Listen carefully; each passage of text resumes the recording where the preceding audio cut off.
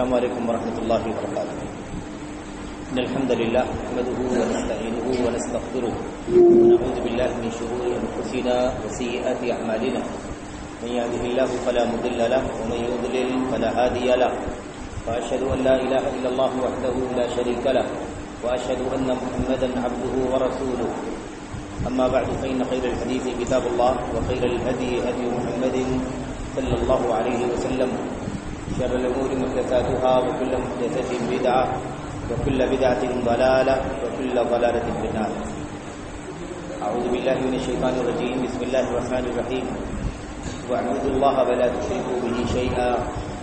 وقال عز من قائل ولقد بعثنا في كل أمة رسولا أن اعبدوا الله واجتنبوا الطاغوت. وقال النبي صلى الله عليه وسلم بني الإسلام على خمس: شهادة أن لا إله إلا الله وأني رسول الله وإقام الصلاة وإيتاء الزكاة وصوم رمضان وحج البيت من استطاع إليه سبيلا. مسجد اہل حدیث بھندرا میں آج اللہ کے فضل و کرم سے، اس کی توفیق سے ہمارے برادر محترم یار محمد چودھری صاحب کی محبتوں کے ذریعے سے حاضری کا شرف مل رہا ہے. اللہ تبارک و تعالی جزائے خیر عطا فرمائے کہ انہوں نے 2-3 روز پہلے ہی، بلکہ 4-5 روز پہلے اس بات کی اطلاع دی کہ وہ وطن آ رہے ہیں، اور کسی مناسبت سے ہم لوگوں کا بھی وطن آنا ہوا تھا. یہ اللہ تبارک و تعالی کا خاص فضل ہے، اس کا انعام ہے، اس کا احسان ہے کہ اللہ تعالیٰ نے ہمیں اور آپ کو اپنے گھروں میں سے ایک گھر میں آج اکٹھا ہونے کی توفیق عطا فرمائی. اللہ تبارک و تعالیٰ سے دعا کرتے ہیں کہ اللہ تعالیٰ اس مجلس کو خیر کی، بھلائی کی مجلس بنائے. اللہ تبارک و تعالیٰ اس میں اپنے کلام کی آیات کی روشنی میں اور اللہ کے نبی صلی اللہ علیہ وسلم کی سنت کے ذریعے سے کچھ باتیں کہنے کی توفیق عطا فرمائے. اور اللہ تبارک و تعالی ہم سبھی لوگوں کو، جو لوگ مسجد میں بیٹھے ہوئے ہیں، ہمارے بھائی، ہمارے بزرگ، ہمارے عزیز بچے، اسی طرح سے گاؤں میں جو لوگ بھی یہ باتیں قرآن کریم کی آیتوں کی روشنی میں، اللہ کے نبی کی سنت کی روشنی میں سن رہے ہیں، ان تمام بھائیوں کو، بہنوں کو، اسی طرح سے تمام سامعین کو، تمام سامعات کو ان باتوں کو خصوصیت کے ساتھ سننے کی توفیق عطا فرمائے. اور اللہ تبارک و تعالی ہم سبوں کو عمل کی توفیق بخشے. سب سے جو بڑا مسئلہ ہے ہماری اور آپ کی زندگی کا، وہ میرے بھائیوں یہ ہے کہ ہم سنتے تو ہیں، یہ اور بات ہے کہ سنتے بھی اس طرح سے نہیں ہیں جتنا اس طرح سننا چاہیے، لیکن پھر بھی سنتے ہیں. لیکن سننے کے بعد جو عمل کرنے کا کام سب سے بڑا اہم اور ضروری ہے، اس میں ہمارے یہاں بڑی کوتاہی موجود ہے. ہم علم حاصل کر لیتے ہیں تو عمل نہیں کرتے الا ماشاء اللہ، ورنہ عام طور پر علم کے بعد عمل کی کوتاہی موجود ہے. خیر، اللہ سے دعا کرتے ہیں کہ اللہ تعالیٰ کچھ باتیں مجھے خود اپنے آپ سے اور آپ تمام احباب سے، بزرگوں سے، ماؤں سے، بہنوں سے کہنے کی توفیق عطا فرمائے. اور اللہ تبارک و تعالی ہم سب کو عمل کی توفیق بخشے. آمین رب العالمین. میرے بھائیوں، میرے بزرگوں، قابل احترام ماؤں اور بہنوں، ہم اور آپ اس بات کو جانتے ہیں کہ اس دنیا کا خالق، مالک، اس دنیا کا پیدا کرنے والا، اس دنیا کو چلانے والا، اس دنیا میں جتنے بھی لوگ بستے ہیں، جاندار، ان سب کو پیدا کرنے والا، ان سب کی روزی کا انتظام کرنے والا، ان سب کو زندگی اور موت دینے والا، ان سب کو دکھ اور سکھ دینے والا، اس طریقے سے ہر طرح کی نعمتوں سے نوازنے والا صرف اور صرف اللہ تبارک و تعالی ہے. اللہ کے سوا اس دنیا میں کسی کو کوئی طاقت نہیں ہے کہ وہ کسی کو کچھ دے سکے. دیکھیں، دینے والے بہت سارے ہیں دنیا کے اندر، لیکن سب اللہ تبارک و تعالی سے لیتے ہیں پھر دیتے ہیں. ایسا کوئی نہیں ہے جو کسی سے لینے کا محتاج نہ ہو، کسی سے لینے کی ضرورت نہ پڑے، اس کے پاس ہے، اس کا خزانہ بھرا ہوا ہے، وہ صرف دے، لوٹائے۔ جو بھی اللہ تبارک و تعالی دیتا ہے اس دنیا میں، ہم کو، آپ کو، کسی کو بھی، وہ اللہ تبارک و تعالی دیتا ہے۔ کسی اور کے سامنے، کسی اور سے مانگنے، کسی اور سے لینے، اس کی کوئی ضرورت اللہ تبارک و تعالیٰ کو نہیں ہے۔ ہمارے سماج میں، ہماری سوسائٹی میں، ہمارے گاؤں میں ظاہر سی بات ہے کہ جو لوگ رہتے ہیں، بستے ہیں، ان کی الگ الگ حیثیت ہے۔ کسی کی حیثیت کم ہے، کسی کے پاس مال و دولت کم ہے، کسی کے پاس اس سے زیادہ ہے، کسی کے پاس اس سے زیادہ ہے، کسی کے پاس اور بھی زیادہ ہے۔ اللہ تعالیٰ نے سب کی روزیاں کم زیادہ بنائی، یہ اللہ تعالیٰ کا نظام ہے۔ اور یہ لوگ اللہ تبارک و تعالیٰ کے فضل و کرم سے لوگوں کو دیتے ہیں، ضرورت مندوں کو دیتے ہیں، غریبوں کو دیتے ہیں، محتاجوں کو دیتے ہیں، خرچ کرتے ہیں اپنا مال۔ لیکن آپ اس بات کو جانتے ہیں اچھی طرح سے کہ یہ جو لوگ بھی اللہ کے بندوں کو دیتے ہیں، یہ خود سے نہیں دیتے، بلکہ اللہ تبارک و تعالیٰ سے ملا ہے اس لیے دیتے ہیں۔ وہ پہلے لینے والے ہیں، بعد میں دینے والے ہیں۔ صرف اللہ تعالیٰ کی ذات ہے جو کسی سے لیتی نہیں ہے، صرف اور صرف دیتی ہے، اور اس کا خزانہ بہت بڑا ہے۔ کتنا بڑا خزانہ ہے اس کا اندازہ ہم لگا نہیں سکتے۔ اگر اندازہ لگانا چاہیں تو ایک چھوٹی سی حدیث کو پڑھ کر کے اس کو سمجھ کر کے اندازہ لگا سکتے ہیں کہ اللہ تعالیٰ کا خزانہ کتنا بڑا ہے۔ اللہ کے نبی صلی اللہ علیہ وسلم نے اس مسئلے کو سمجھایا۔ اللہ کے نبی نے فرمایا صلی اللہ علیہ وسلم نے، لو ان اولکم وآخرکم وانسکم وجنکم قاموا فی صعید واحد ثم سألونی فأعطیت کل واحد مسألته ما نقص ذلك من ملکی شیئا۔ اللہ کے نبی علیہ الصلوۃ والسلام نے فرمایا کہ اللہ تعالیٰ فرماتا ہے کہ اگر اول سے لے کر کے اخیر تک جتنے لوگ ہیں دنیا کے اندر سب اکٹھا ہو جائیں۔ پہلے انسان کون ہے؟ آدم علیہ الصلوۃ والسلام۔ آدم علیہ الصلوۃ والسلام سے لے کر آخری انسان جو اس دنیا میں پیدا ہوگا قیامت سے پہلے یہ سب کے سب، اور ایسے جناتوں کی نسل جو ہے، سارے کے سارے جنات اول سے لے کے اخیر تک، جن کی تعداد کا کوئی اندازہ نہیں لگا سکتا ہے، کتنے کروڑ، کتنے ارب خرب لوگ ہو جائیں گے۔ اللہ تعالیٰ فرماتا ہے کہ اگر یہ سب کے سب، سارے کے سارے انسان، سارے کے سارے جنات، سب کے سب ایک میدان میں اکٹھا ہو جائیں، سب کے سب ایک میدان میں اکٹھا ہو جائیں اور سب کے سب ایک ساتھ میں مجھ سے مانگیں، کیا مانگیں؟ جو ان کا جی چاہے مانگیں، دولت مانگے، حکومت مانگے، بادشاہت مانگے، خزانہ مانگے، ہے نا، سونے مانگے، چاندی مانگے، روپے پیسے، جو بھی مانگنا چاہے مانگے، ہر آدمی مانگے اور جتنا جی چاہے مانگے، اور سب کے سب ایک ساتھ میں مجھ سے مانگے کہ مجھے دے دو۔ اللہ فرماتا ہے اور میں سب کو ان کی مانگی ہوئی چیز دے دوں، سب کو ان کا منہ مانگا دے دوں، جو بھی وہ مانگتے ہیں، تو سب کو دینے کے بعد بھی میرے خزانے میں سے، میری بادشاہت میں سے کچھ بھی کمی نہیں ہو۔ اللہ تبارک و تعالیٰ نے ہم کو کیا کیا نہیں دیا ہے۔ ہمارے پاس اتنی نعمتیں، ہم اندازہ لگا سکتے نہیں لگا سکتے۔ ہمارے پاس میرے بھائیوں، سب سے پہلی بات ہماری جان، اللہ نے ہم کو پیدا کیا، ہمارا وجود دنیا میں ہوا ہے، ہم ماں باپ سے پیدا ہوئے، دنیا میں آنکھ کھولا ہم نے، اور اس کے بعد اللہ تبارک و تعالیٰ نے ہم کو روزی عطا فرمائی، ہم دھیرے دھیرے پل کر کے اور پرورش پا کر کے دھیرے دھیرے بڑے ہوئے، بچپنا ختم ہوا، جوانی آئی، جوانی کے بعد ادھیڑ عمر کے ہو گئے، بڑھاپا آ گیا، الحمدللہ اللہ تبارک و تعالیٰ کی نعمتوں میں کھیلتے رہے۔ ہمارے پاس دیکھنے کے لیے آنکھیں ہیں، ہمارے پاس سننے کے لیے کان ہے، ہمارے پاس سمجھنے کے لیے عقل و دماغ ہے، ہمارے پاس دل ہے، ہمارے پاس ہاتھ ہے، ہمارے پاس ناک ہے، ہمارے پاس پیر ہے، ہمارے پاس قدم ہے، ہمارے پاس نہ جانے کتنی صلاحیتیں ہیں۔ اگر ہمیں ان نعمتوں کا اندازہ نہ لگے کہ نعمتیں کتنی بڑی ہیں، اگر اندازہ نہ لگے کہ آنکھ کتنی بڑی نعمت ہے، تو کسی اندھے کو دیکھ لو کہ اس کی کیا حالت ہوتی ہے، اندھا کیسے زندگی گزارتا ہے، شروع ہو گیا ہے، چالو ہے. اندھا جس کے پاس دیکھنے کی طاقت نہیں ہے، آپ سوچیں کہ اس کی کیا حالت ہوتی. انسان کے پاس نعمت ہوتی، اس کو اندازہ نہیں لگتا کہ وہ نعمت کتنی قیمتی ہے، لیکن نعمت چھن جاتی ہے تو اس کو اندازہ لگتا ہے کہ اللہ تبارک و تعالیٰ نے یہ نعمت نہیں دی ہے تو اس کی کیا حالت ہے. کسی کے پاس کان نہیں ہے، سننے کی طاقت نہیں، سننے کی صلاحیت نہیں ہے، تو اندازہ لگاؤ کہ اس کی کیا حالت ہوگی.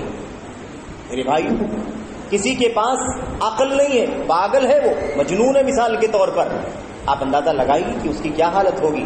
کس طرح سے وہ نادان ہے، کس طرح سے وہ یہاں وہاں گھومتا ہے پھرتا ہے، اس کے پاس اس کے کپڑے کا پتہ نہیں، اس کی لباس کا پتہ نہیں، وہ کیا کیا بکتا ہے، کیا کیا بولتا ہے، گالیاں دیتا ہے، اپنی ماں کو ماں نہیں سمجھتا، اپنے باپ کو باپ نہیں سمجھتا، کچھ بھی بولتا کیونکہ عقل کی نعمت سے محروم کر دیا گیا. میرے بھائیو، اللہ تبارک و تعالیٰ نے کسی کو مریض بنا دیا، دل کا مریض بنا دیا ہے، ہارٹ میں دل میں پرابلم مشکل ہے، اس کا دل کام نہیں کرتا ہے، مختلف مشکلات میں رہتا ہے. آپ اندازہ لگائیے کہ وہ کس قدر مشکل میں ہے، کس قدر پریشانی میں. اللہ تعالیٰ کا شکریہ ادا کریں، اللہ تعالیٰ کی حمد کریں کہ اللہ تعالیٰ نے ہمیں اور آپ کو پیدا کیا اور اس دنیا میں زندگی جینے کے لیے ہمیں جو صلاحیتیں چاہیے ہمارے اپنے جسم کے اندر اللہ تبارک و تعالیٰ نے عطا فرمایا. اور اس کے بعد ہمارے رہنے سہنے کا انتظام، ہمارے کھانے پینے کا انتظام، ہماری تربیت کا انتظام، ہماری زندگی کی تمام تر ضروریات کا انتظام اللہ تبارک و تعالیٰ نے فرمایا.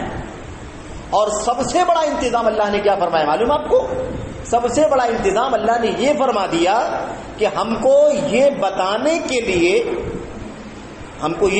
لیے، ہم بندوں کو یہ بتانے کے لیے کہ میں تم کو پیدا کرنے والا ہوں، میں ہی تم کو روزی دیتا ہوں، میں ہی تم کو ساری نعمتیں دیتا ہوں، میں تم کو بتانا چاہتا ہوں کہ مجھے پسند کیا ہے، تم کیسے عمل کرو، کیسا ایمان رکھو، کیسا عقیدہ رکھو، کیا مانو کیا نہ مانو، کیا کرو کیا نہ کرو، حلال جانو حرام جانو.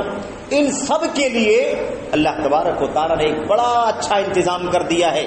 اللہ تعالیٰ نے آسمان سے کتاب اتار دی ہے، اللہ تبارک و تعالیٰ نے اپنا نبی بھیج دیا ہے، رسول بھیج دیا ہے. آپ سوچئے کہ اگر اللہ تبارک و تعالیٰ ہم کو نہ بتاتا، کتاب نہ اتارتا، قرآن کریم نہیں بھیجتا، ہمارے اور آپ کے نبی محمد الرسول اللہ صلی اللہ علیہ وسلم نبی بنا کر کے نہیں بھیجے جاتے، تو ہماری زندگی کیسے گزرتی؟ ہم جانوروں کی زندگی گزارتے، حلال نہیں جانتے، حرام نہیں جانتے، جائز نہیں جانتے، ناجائز نہیں جانتے، ایک دم انار کی ظلم اور زیادتی کی زندگی گزارتے. آپ سوچیں نبی کریم صلی اللہ علیہ وسلم جب نبی بنا کر کے نہیں بھیجے گئے تھے، نبی بنائے جانے سے پہلے زمانے جاہلیت کا کیا حال تھا؟ نہ جانے کتنے ہزاروں بتوں کی پوجا لوگ کرتے تھے، ہزاروں.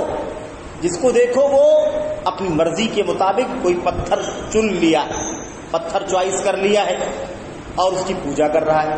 دوسرے والے کے پاس دوسرا پتھر ہے، تیسرے کے پاس تیسری مورتی ہے، چوتھے کے پاس چوتھی مورتی ہے.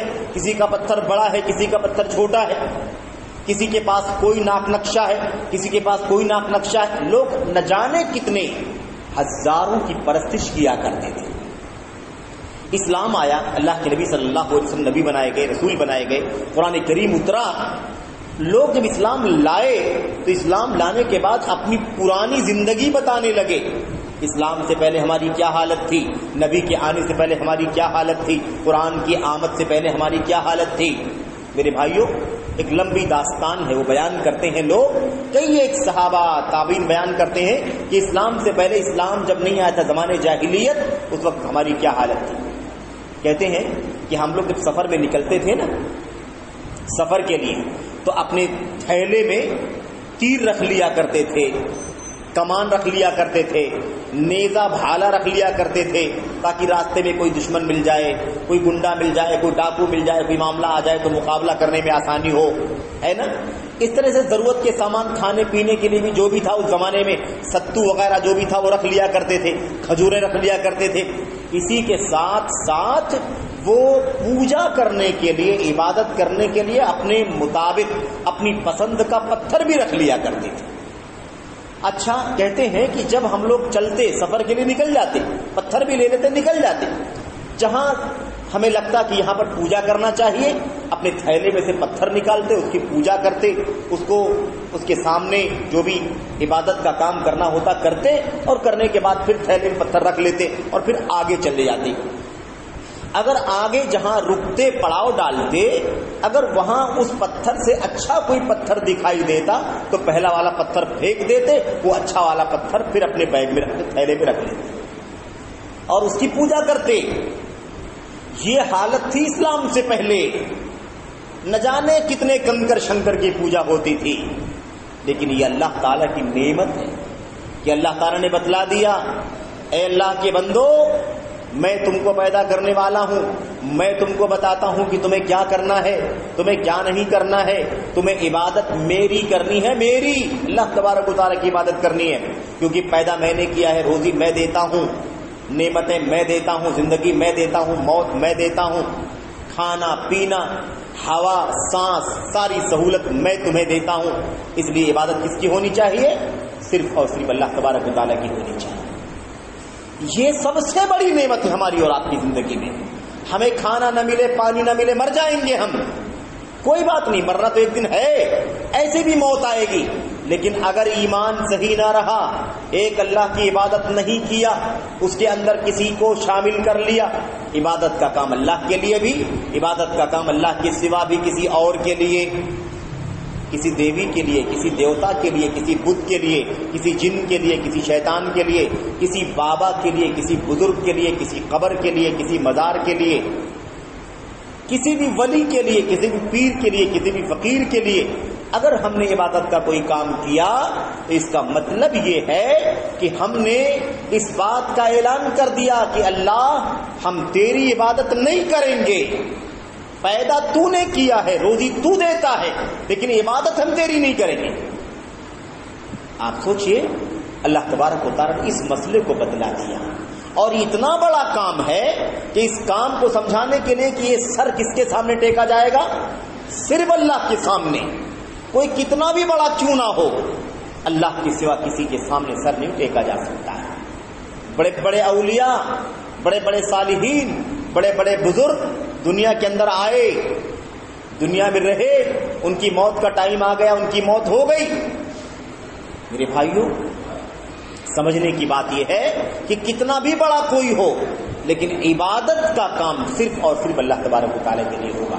کیوں؟ اس لیے کہ عبادت کے قابل صرف وہ ہوتا ہے جو پیدا کرتا ہے۔ پیدا کرنے کی طاقت کس کے پاس ہے؟ کون پیدا کر سکتا ہے؟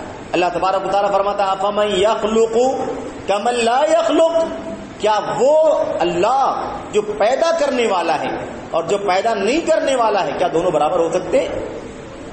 دونوں برابر نہیں ہو سکتے۔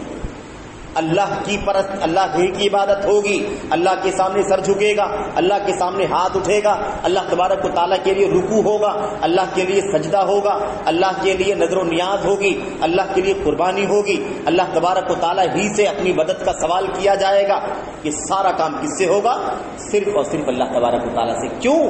اس لیے کہ اس نے ہی ہم کو پیدا کیا ہے، پیدا کرنے کی طاقت کسی کو بھی نہیں ہے، اور ہم تو ایک سب سے اچھی مخلوق ہیں، ایک معمولی مخلوق، مکھی مچھر کو بھی کوئی پیدا نہیں کر سکتا اللہ تبارک و تعالیٰ کے سوا۔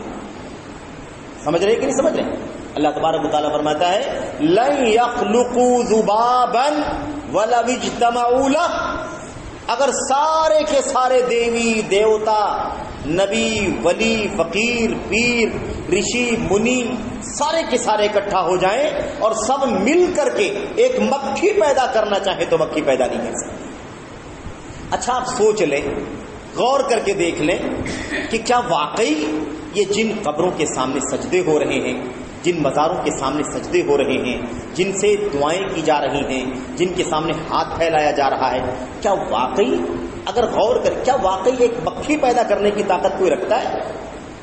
سورہ عنکبوت میں اللہ تبارک و تعالیٰ نے فرمایا کہ مکھی پیدا کرنا تو دور کی بات ہے، وہ مکھی جس کو اللہ نے پیدا کیا ہے، اگر وہ مکھی ان کے مزار کے اوپر سے کوئی مٹھائی، بتاشے کا، شیرینی کا ٹکڑا اٹھا کر کے لے کے چلی جائے تو وہ مٹھائی کا ٹکڑا بھی چھیننے کی طاقت نہیں ہے ان کے پاس۔ اتنے بے بس، اتنے مجبور ہیں، کچھ نہیں کر سکتے، تو بھلا بتاؤ جو مکھی پیدا نہیں کر سکتا ہے، بلکہ مکھی اگر ان کے قبر، ان کے مزار کے اوپر سے اگر کوئی شیرینی بتاشے کا ٹکڑا اٹھا کر کے لے کے چلی جائے تو اسے واپس چھیننے کی بھی طاقت نہیں ہے انہیں، بھلا ان کے سامنے سر جھکانے کا کیا فائدہ، ان کے سامنے رکوع کرنے کا کیا فائدہ، ان کے سامنے اللہ تبارک و تعالیٰ کو چھوڑ کر کے ہاتھ پھیلانے کا کیا فائدہ۔ اللہ تبارک و تعالیٰ فرماتا ضعف الطالب والمطلوب، جو مانگ رہا ہے وہ بھی کمزور ہے، گیا گزرا ہے، اور جس سے مانگا جا رہا ہے وہ بھی گیا گزرا ہے۔ مانگنے والا بھی گیا گزرا اور جس سے مانگا جا رہا ہے وہ بھی کیا ہے، انتہائی گیا گزرا ہے۔ اللہ تبارک و تعالیٰ کے سوا کسی کو کوئی طاقت نہیں ہے۔ یہی سمجھانے کے لیے، یہی بتلانے کے لیے اللہ تبارک و تعالیٰ نے لاکھ سے زیادہ نبیوں کو بھیجا، لاکھ سے زیادہ۔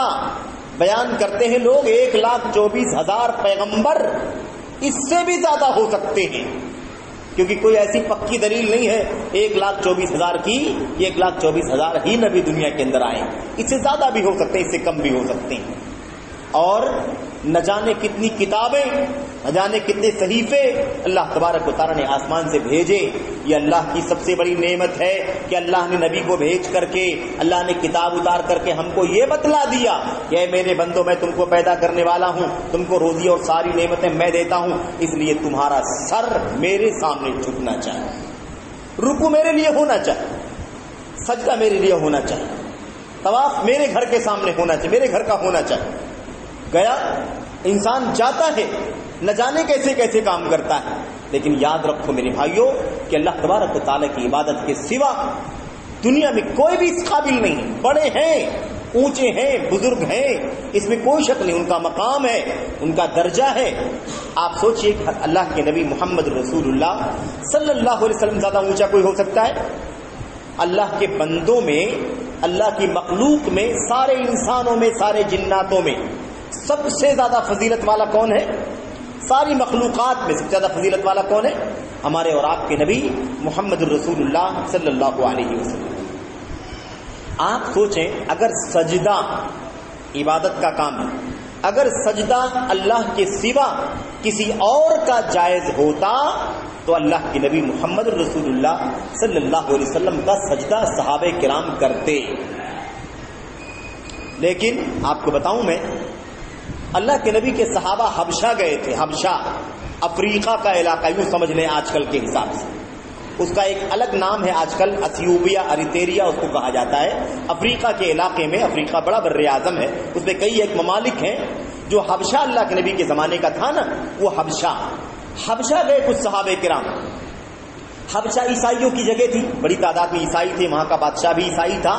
وہاں پر ان لوگوں نے جا کر کے جب دیکھا تو دیکھا کہ جو ان کا جو بادشاہ ہے وہ تو ہے ہی ہے خیر، لیکن ان کے جو پیر لوگ ہیں، ان کے جو پیشوا ہیں، ان کے جو پادری ہیں، ان کے جو کہہ لیجیے کہ راہب جس کو کہتے ہیں نا، راہب، ان کے جو راہب ہیں، ان کے ماننے والے ان کا سجدہ کرتے ہیں، ان کا سجدہ کرتے ہیں باقاعدہ۔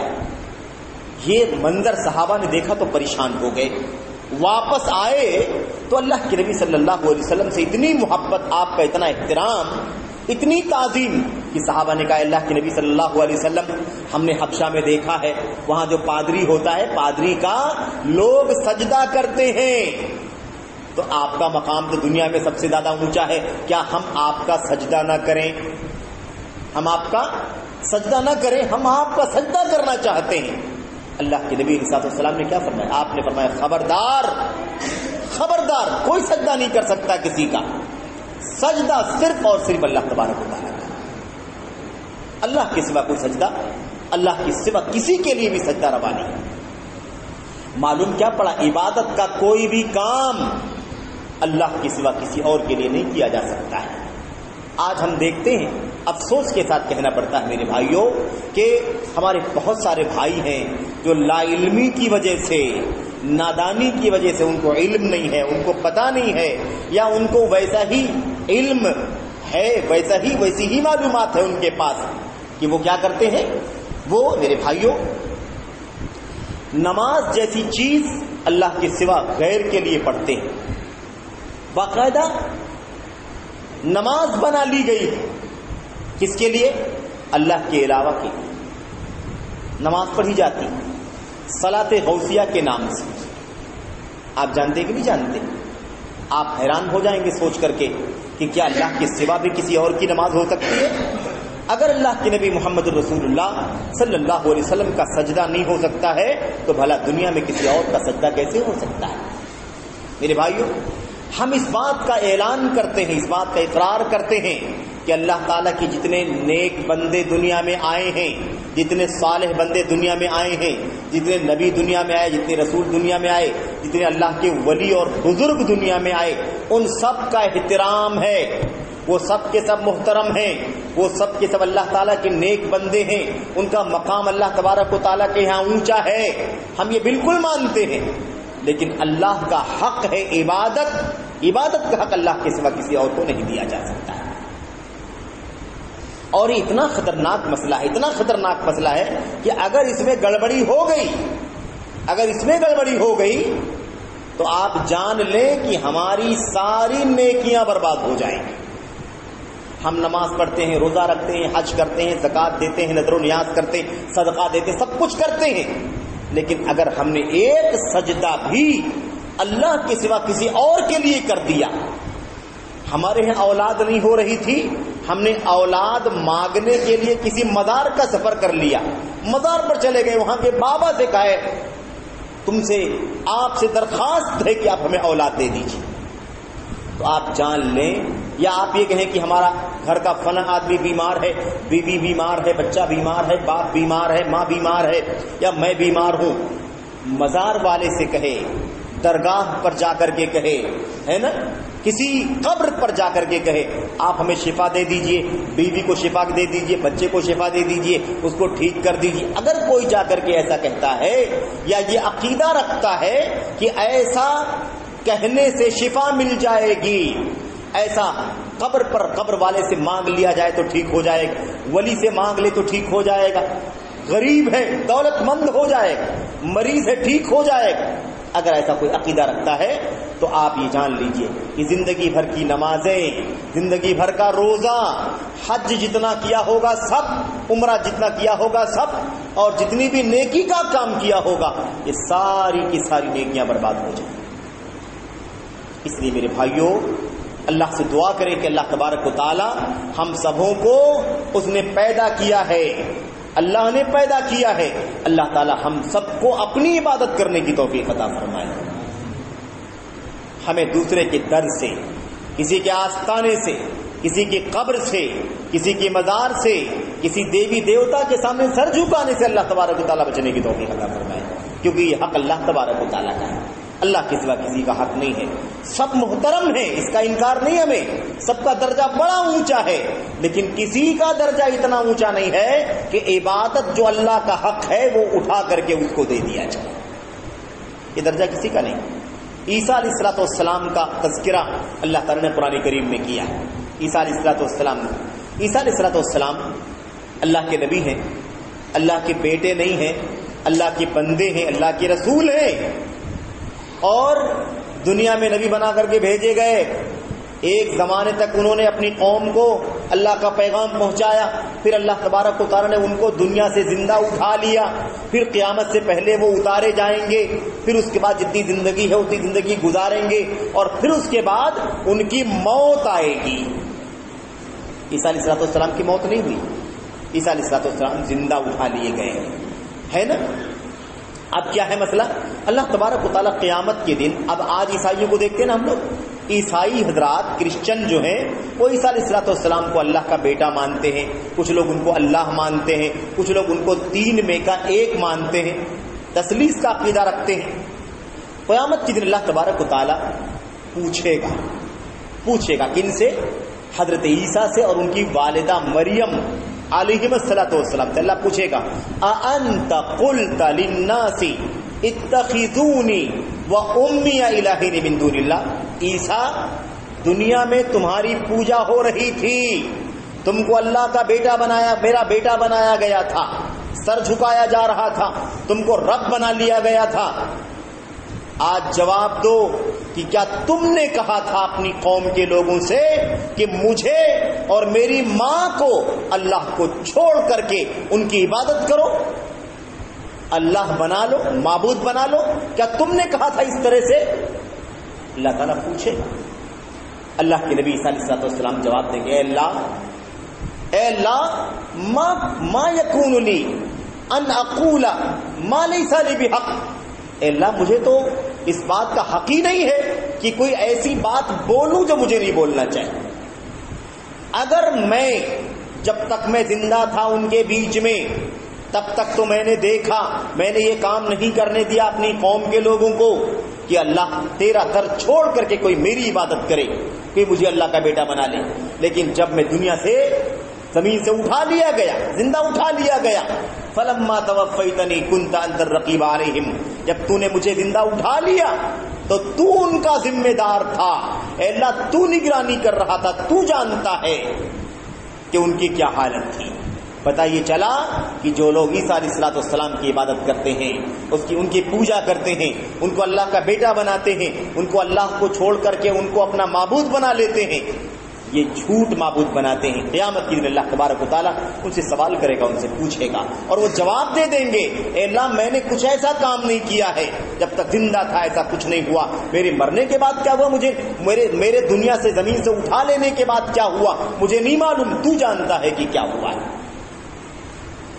سمجھ رہے؟ اس طرح سے اللہ تبارک و تعالیٰ پوچھے گا۔ پتہ کیا چلا؟ پتہ یہ چلا کہ جو بھی ہے محترم ہے، اس میں کوئی شک نہیں ہے، لیکن کسی کو اللہ کے سوا پوجا جائے، کسی کو اللہ تبارک و تعالیٰ کے سوا عبادت کا حقدار بنا لیا جائے، اس کی کوئی بھی گنجائش اسلام کے اندر نہیں ہے۔ اب جب یہ بات کہی جاتی ہے تو ہمارے کچھ بھائی کیا کہتے ہیں، یہ تو گستاخی ہے، گستاخی ہے، بے ادبی ہے۔ یہ گستاخی نہیں ہے، یہ بے ادبی نہیں ہے، یہی ادب ہے، یہی احترام ہے، اس میں کوئی بے ادبی نہیں، کوئی گستاخی نہیں۔ کیوں؟ اس لیے کہ اللہ کا حق اللہ کو ملنا چاہیے کہ نہیں ملنا چاہیے؟ اللہ کا حق اللہ کو ملنا چاہیے۔ اللہ کا حق ہے کہ عبادت کس کی ہونی چاہیے؟ صرف ایک اللہ تبارک و تعالیٰ کی ہونی چاہیے۔ بڑا خطرناک مسئلہ ہے۔ حضرت معاذ بن جبل رضی اللہ تعالیٰ عنہ اللہ کے نبی صلی اللہ علیہ وسلم کے ساتھ سواری پر آپ کے پیچھے بیٹھے ہوئے تھے، سواری پر پیچھے بیٹھے ہوئے تھے۔ اللہ کے نبی صلی اللہ علیہ وسلم نے معاذ بن جبل سے کہا، معاذ یہ بتاؤ کہ کیا تم جانتے ہو کہ اللہ تبارک و تعالیٰ کا اس کے بندوں پر کیا حق ہے، اور اللہ کے بندوں کا اللہ کے اوپر کیا حق ہے؟ کیا تم جانتے ہو؟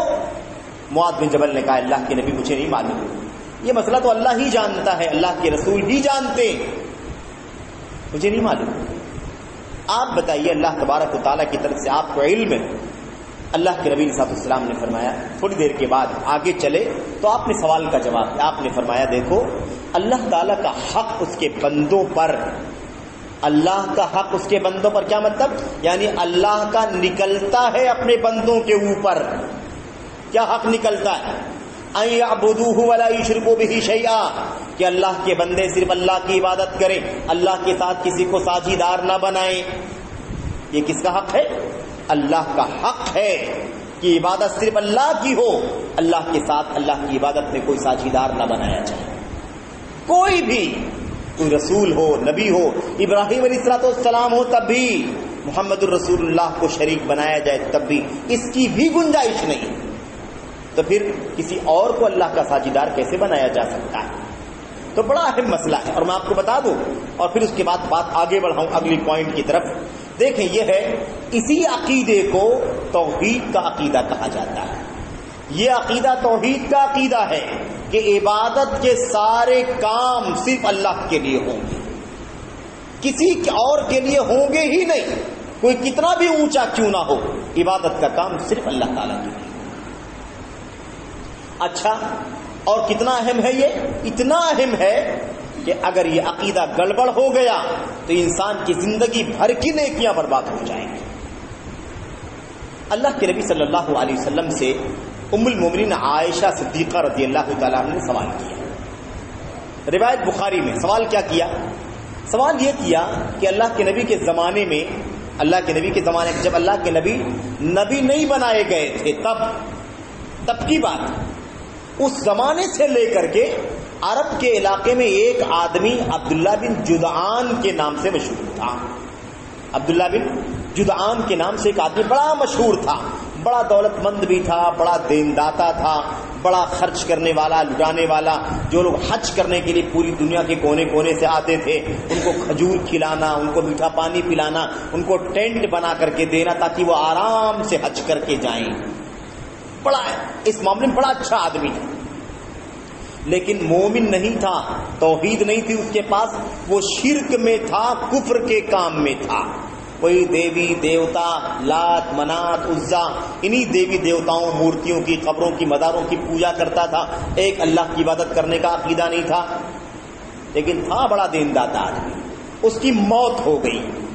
اللہ کے نبی صلی اللہ علیہ وسلم سے ام المؤمنین عائشہ رضی اللہ تعالیٰ عنہ نے پوچھا کہ اللہ کے نبی یہ بتائیے کہ وہ عبداللہ بن جدعان جو تھا نا, عبداللہ بن جدعان, اس کا کیا ہوگا؟ بڑا نیک آدمی تھا, وہ بہت کھلاتا تھا, پلاتا تھا, پیسے خرچ کرتا تھا, کنویں کھدوا کر اس میں کھجوروں کو ڈلوا دیتا تھا 2-2 4-4 مہینہ پہلے سے, اور کھجوریں گل جاتی تھیں اور پورے کنویں کا پانی میٹھا ہو جاتا تھا. وہ میٹھا پانی حاجیوں کو پلاتا تھا. ایسا آدمی تھا. اس آدمی کا کیا ہوگا؟ اس آدمی کا کیا ہوگا؟ جنت ملے گی یا نہیں ملے گی؟ جنت میں جائے گا نہیں جائے گا؟ نجات ملے گی نہیں ملے گی؟ جہنم میں جائے گا یا جہنم سے بچے گا؟ کیا اس کی یہ نیکیاں, یہ صدقہ, یہ خیرات, یہ کھجور, یہ پانی, یہ ٹینٹ, یہ روپے پیسے جو بھی خرچ کرتا تھا, جو بھی نیک کام کرتا تھا, کیا یہ نیک کام اس کے کام آئیں گے؟ اما عائشہ نے پوچھا اللہ کے نبی صلی اللہ علیہ وسلم سے. اللہ کے نبی نے صاف جواب دے دیا. اللہ کے نبی نے فرمایا لا ينفعه ذلك, یہ ساری نیکیاں جو کرتا تھا اس کا کوئی فائدہ اسے نہیں ملے گا, بالکل نہیں ملے گا. کیوں نہیں ملے گا؟ اس لیے نہیں ملے گا کیونکہ اس نے کبھی بھی یہ نہیں کہا رب اغفر لی خطیئتی یوم یبعثون. کبھی نہیں کہا اس نے کہ اللہ میرے گناہوں کو اس دن معاف کر دینا جس دن لوگ مر کر کے دوبارہ زندہ کیے جائیں گے. یعنی کیا مطلب؟ نہ وہ اللہ پر ایمان رکھتا تھا کہ وہ اللہ تبارک و تعالیٰ کا نام لے, یعنی اللہ تبارک و تعالیٰ کی بندگی کرے, اور نہ اس کا آخرت پر ایمان تھا. آخرت پر بھی ایمان نہیں, اللہ تبارک و تعالیٰ کی عبادت بھی نہیں. اس لیے اس کی کوئی بھی نیکی اسے کام نہیں آئے گی. یاد رکھو میرے بھائی, بڑا خطرناک مسئلہ ہے, اس کو آسان مت سمجھو, بڑا امپورٹنٹ مسئلہ ہے. یہ نماز کی محنت بعد میں, یہ تہجد بعد میں, یہ تسبیحات بعد میں, یہ مصلی بعد میں, یہ اذکار, دعائیں, وظیفے, یہ سب بعد میں. ان سب سے پہلے یہ ایمان, یہ عقیدہ ایک دم صحیح ہونا چاہیے کہ ہم صرف ایک اللہ کی عبادت کرنے والے ہیں. اس میں گڑبڑی اگر ہو گئی تو 100 سال زندہ رہیں, 100 سال نماز پڑھتے رہیں. اس گڑبڑی کی وجہ سے اگر بغیر توبہ کیے ہوئے مر گئے تو قیامت کے دن ایک ذرہ بھی نیکی کا ہمارے کام نہیں آئے گا. بڑا خطرناک مسئلہ ہے. اسی لیے اللہ کے نبی صلی اللہ علیہ وسلم نے اس بات کو بڑی اچھی طرح سے سمجھایا ہے.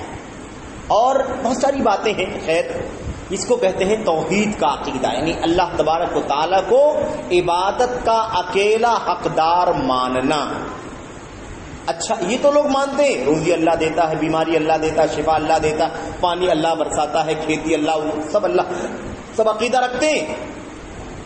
لیکن جب عبادت کرنے کا ٹائم آتا ہے, رکوع کرنے کا, نماز پڑھنے کا, سجدہ کرنے کا, تب یہ سارے کام کس کے لیے کرتے ہیں لوگ؟ کسی اور کے سامنے سر جھکاتے ہیں, کسی اور کے دربار پر چلے جاتے ہیں. کتنے ایسے مسلمان ہیں جو 5 وقتہ نماز پڑھتے ہیں, قرآن کی تلاوت کرتے ہیں, مسجدوں میں حاضر ہوتے ہیں, سب کچھ کرتے ہیں, لیکن جمعرات قبر کا درشن ضرور کرتے ہیں. بیفے کو کہاں جاتے ہیں؟ کسی کی قبر پر, کسی کے مزار پر. میرے بھائیوں, میرے بزرگوں, اللہ واسطے اس بات کو جان لو کہ کسی قبر والے کو اللہ نے یہ طاقت نہیں دی ہے کہ آپ کو دولت دے دے. کسی قبر والے کو طاقت نہیں ہے کہ آپ کو اولاد دے دے. اگر اللہ نہ دے تو کوئی نہیں دے سکتا, اللہ ہی دے سکتا ہے.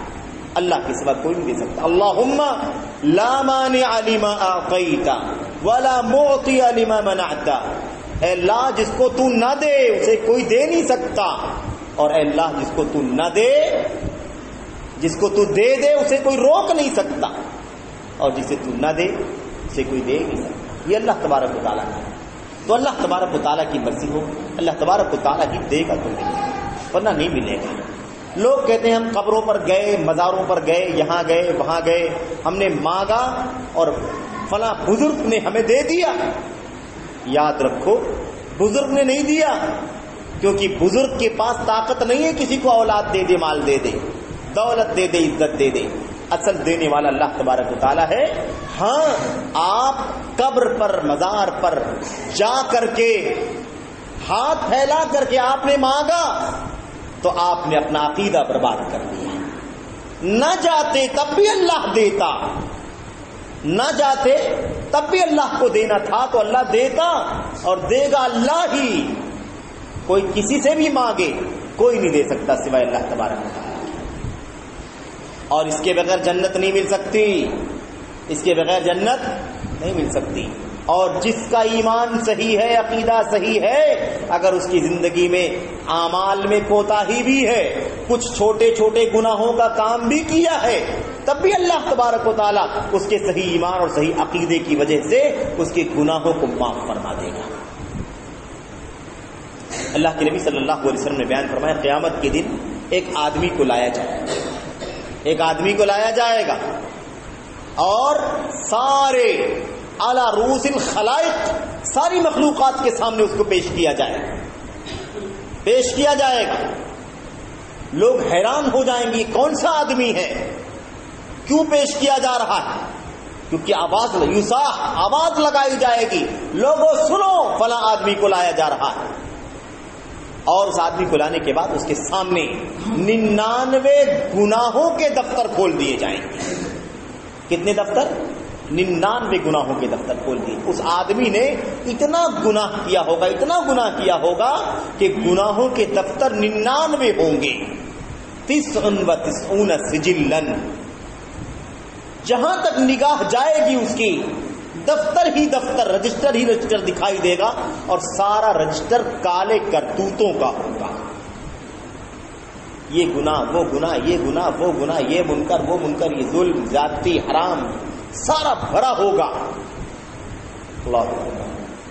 اللہ تبارک و تعالیٰ اس سے پوچھے گا, اس بندے سے, بندے یہ بتا کہ یہ تیرا نام عمل ہے, یہ تیرا کیا ہے, تیرا نام اعمال جو تو نے کیا ہے زندگی بھر, یہ تیرا کرتوت تیرے سامنے. سوال کا جواب دے, یہ بتا کہ تو نے یہ سارے گناہ کیے ہیں یا نہیں کیے ہیں. وہ بندہ کہے گا اللہ میں نے ہی کیا ہے, سارے گناہ کے کام جو میرے رجسٹر میں لکھے ہوئے دفتر میں نام عمل میں نے ہی کیا. اللہ تبارک و تعالیٰ سے پوچھے گا, یہ بتا کہ کیا ان سارے گناہ کے کاموں میں سے کسی کام کا تو انکار کرتا ہے کہ ہاں یہ کام میں نے نہیں کیا ہے اور اس میں نوٹ کیا ہوا ہے؟ وہ کہے گا نہیں اللہ ایسے کوئی بات نہیں ہے, جو بھی اس میں لکھا ہوا سب میں نے کیا ہے. اب اللہ دوسرا سوال کرے گا, اللہ سے پوچھے گا یہ بتا کہ اب یہ سارے گناہ کے کام تو نے کیا ہے, کیا ان سارے گناہوں کے کاموں کے کرنے کے بارے میں تیرے پاس کوئی ہیلا بہانہ ہے, تیرے پاس کوئی عذر معذرت ہے؟ کوئی عذر وغیرہ ہے تو بیان کر دے, بتا دے کہ بھائی اس وجہ سے ایسا ہو گیا, اس کام کی وجہ سے ایسا ہو گیا, اس کی وجہ سے ایسا ہو گیا. کوئی عذر ہے تو بتا دے. وہ کہے گا اللہ میرے پاس کوئی عذر نہیں ہے, بس میں نے گناہ کا کام کیا ہے, بس کیا ہی, کوئی عذر نہیں ہے کہ اس وجہ سے اس وجہ سے.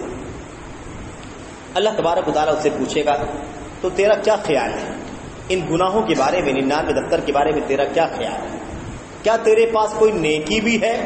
تو کہے گا اللہ میرے پاس کوئی نیکی نہیں ہے, کوئی نیکی نہیں ہے. اور گھبرائے گا, ڈرے گا کہ کیا حال ہوگا میرا. اللہ کے نبی نے فرمایا کہ اللہ تبارک و تعالیٰ اس سے پوچھے گا, دیکھ, سوچ, غور کر, کیا تیرے پاس کوئی نیکی ہے؟ دفتر گناہوں کے 99, کیا تیرے پاس کوئی نیکی کا کام بھی ہے؟ وہ کہے گا اللہ میرے پاس کوئی نیکی نہیں ہے. اللہ تبارک و تعالیٰ فرمائے گا نہیں, تجھے نہیں معلوم ہے, شاید مجھے معلوم ہے, تیری ایک نیکی میرے پاس ہے, ایک نیکی تیری میرے پاس ہے. اور اس کے بعد اللہ تبارک و تعالیٰ فرمائے گا جب کہ تیرے پاس تیری کی ہوئی ایک نیکی میرے پاس لکھی ہوئی ہے، تو وہ آدمی کہے گا اللہ اگر ایک نیکی ہے بھی، مان لو ایک نیکی ہے، تو یہ 99 گناہوں کے دفتر کے مقابلے میں ایک نیکی سے ہوگا کیا کروں گا ایک نیکی لے کر کے، یا ایک نیکی سے میرا کیا بنے گا؟ اللہ تبارک و تعالیٰ فرمائے گا ایسی بات نہیں ہے، وہ نیکی بڑی بہت بڑی نیکی ہے وہ. اور اس کے بعد اللہ تبارک و تعالیٰ کا حکم ہوگا اس کے 99 دفتر گناہوں کے ترازو کے ایک پلڑے میں رکھ دیے جائیں گے، اور اس کا ایک نیکی کا کام وہ کیا ہوگا؟ ایک کارڈ ہوگا، کارڈ بطاقہ پرچی، اور اس پرچی پر لا الہ الا اللہ محمد الرسول اللہ ہوگا. یعنی کیا مطلب؟ اس نے گناہ تو بہت کیے ہیں، بہت گناہ کیا اس نے، 99 دفتر بھر گئے، لیکن توحید اس کا سچا ایمان، ایک اللہ کی عبادت، ایک اللہ کی بندگی، ایک اللہ کے سامنے رکوع، اس کا سجدہ، اس کے سامنے نظر و نیاز، اس کے لیے ساری عبادت کی ساری قسمیں ایک اللہ تبارک و تعالیٰ کے لیے اس نے کیا ہوگا. یہ نیکی لا الہ الا اللہ کی نیکی، توحید کی نیکی اس نے کی ہوگی. اللہ تبارک و تعالیٰ کا حکم ہوگا اس پرچی کو، اس کارڈ کو ترازو کے دوسرے پلڑے پہ رکھ دو. جب وہ رکھا جائے گا، جب وہ پرچی کارڈ پلڑے میں رکھا جائے گا، اللہ کے نبی فرماتے ہیں صلی اللہ علیہ وسلم کہ اس پرچی کو پلڑے میں رکھتے ہی 99 دفتر کا پلڑا اوپر اڑ جائے گا اور لا الہ الا اللہ کی پرچی والا پلڑا بھاری ہو جائے گا. اور اللہ کا حکم ہوگا اس کے گناہ تو بہت زیادہ ہیں، لیکن ایک توحید کی نیکی اس کے پاس موجود ہے. اس نے فلاں گناہ کا کام کیا، فلاں گناہ کا کام کیا، فلاں گناہ کا کام کیا، بہت سارے گناہ کے کام کیے، 99 دفتر بھرا ہوا ہے. لیکن ایک بات ضرور ہے، یہ آدمی کبھی کسی قبر پر مزار پر دعا مانگنے کے لیے نہیں گیا، یہ کسی قبر مزار پر سجدہ کرنے کے لیے نہیں گیا، کسی دیوی دیوتا کے سامنے ہاتھ پھیلانے کے لیے نہیں گیا، کسی تربت اور آستانے پر کسی مدار پر جا کر کے اس سے اولاد مانگنے کے لیے نہیں گیا، کسی سے دولت کا سوال کرنے کے لیے نہیں گیا، کسی اللہ کے سوا کسی کی قبر پر، کسی کے مدار پر سجدہ نہیں کیا، سر نہیں ٹیکا، کسی کے بارے میں نہیں امید لگایا کہ مجھے مال دے سکتا ہے، مجھے اولاد دے سکتا ہے. یہ نیکی اتنی بڑی ہے کہ اس کی بنیاد پر اس کی جنت کا فیصلہ کیا جانا چاہیے. اور اللہ تبارک و تعالیٰ کا حکم ہوگا اتنی سارے گناہوں کے باوجود بھی، 99 گناہوں کے دفتر کے باوجود بھی، ایک صحیح عقیدے کی بنیاد پر اللہ تعالیٰ اسے جنت میں داخل کرے. سمجھ گئے کہ نہیں عقیدہ کتنا ہے؟ عقیدہ بہت امپورٹنٹ ہے، بہت ضروری ہے، اس میں گڑبڑی نہیں ہونی چاہیے. اور ایسے نہیں آ جائے گا عقیدہ. ہمارے بہت سارے بھائی، ہمارے بہت سارے بزرگ یہ سمجھتے ہیں کہ بھئی ہم بھی تو جانتے ہیں کہ اللہ ایک ہے، ہم کو معلوم ہے کہ اللہ ایک ہے، ہم کہاں کہتے ہیں کہ یہ سب اللہ ہیں، ہم مانتے ہیں کہ اللہ ایک ہے. یہی تو توحید ہے، یہی تو اللہ تبارک و تعالیٰ کی سچی بندگی ہے.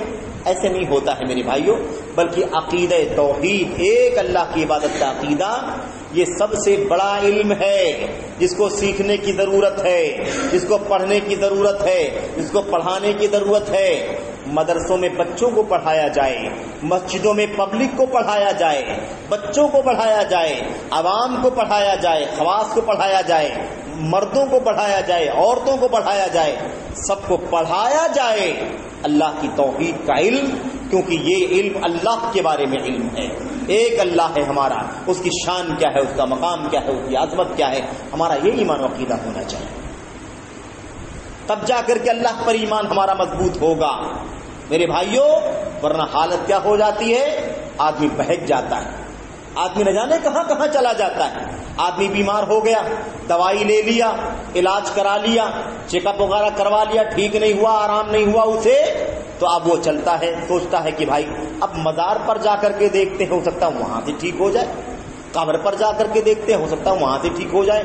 بابا بڑے طاقتور ہیں، بزرگ بڑے پاورفل ہیں، یہ اللہ کے ولی بڑے طاقتور، بڑے ولی والے ہیں، طاقت والے، بل والے. اس طریقے سے آدمی سوچتا ہے اور وہاں جا کر کے مانگنا شروع کر دیتا ہے. آپ شفا دے دیجیے، آپ اولاد دے دیجیے، آپ فلاں دے دیجیے، آپ فلاں دے دیجیے، آپ مال دے دیجیے، اس طرح کی باتیں کرتا ہے.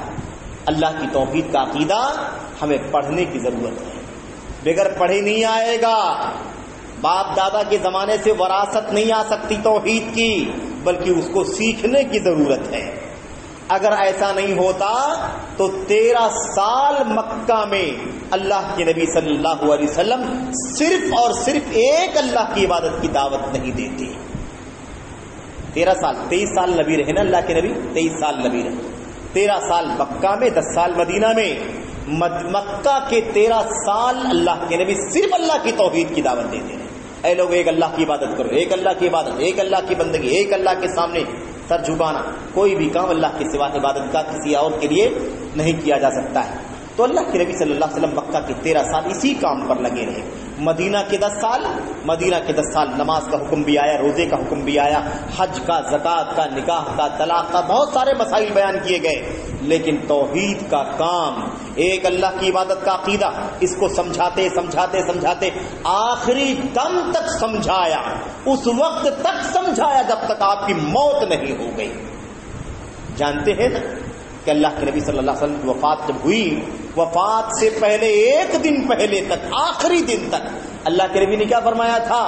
اللہ کے نبی نے فرمایا تھا لعنت اللہ علی الیہود والنصارى اتخذوا قبور انبیائہم وصالحیہم مساجدا. اللہ تعالیٰ کی لعنت ہوتی ہے یہودیوں پر، اللہ کی لعنت ہو یہودیوں پر، عیسائیوں پر، کیونکہ یہودیوں نے، عیسائیوں نے اپنے نبیوں کی اور اپنے نیک اور بزرگ لوگوں کی قبروں کو سجدہ گاہ بنا لیا ہے. اپنے نبیوں کی قبروں کو سجدہ کرتے ہیں، اپنے ولیوں کی قبروں کو سجدہ کرتے ہیں، اپنے صالحین اور بزرگوں کی قبروں کے سامنے سر ٹیکتے ہیں. اس لیے اللہ کی لعنت ہو یہودیوں پر، عیسائیوں پر. اللہ کے نبی صحیح عقیدہ، صحیح ایمان آخری دم تک سمجھاتے رہے جب تک آپ کی وفات نہیں ہو گئی. سمجھ رہے؟ تو یہ ہے عقیدہ توحید. بہت ساری باتیں ہم نے چند باتیں آپ کے سامنے عرض کی ہیں.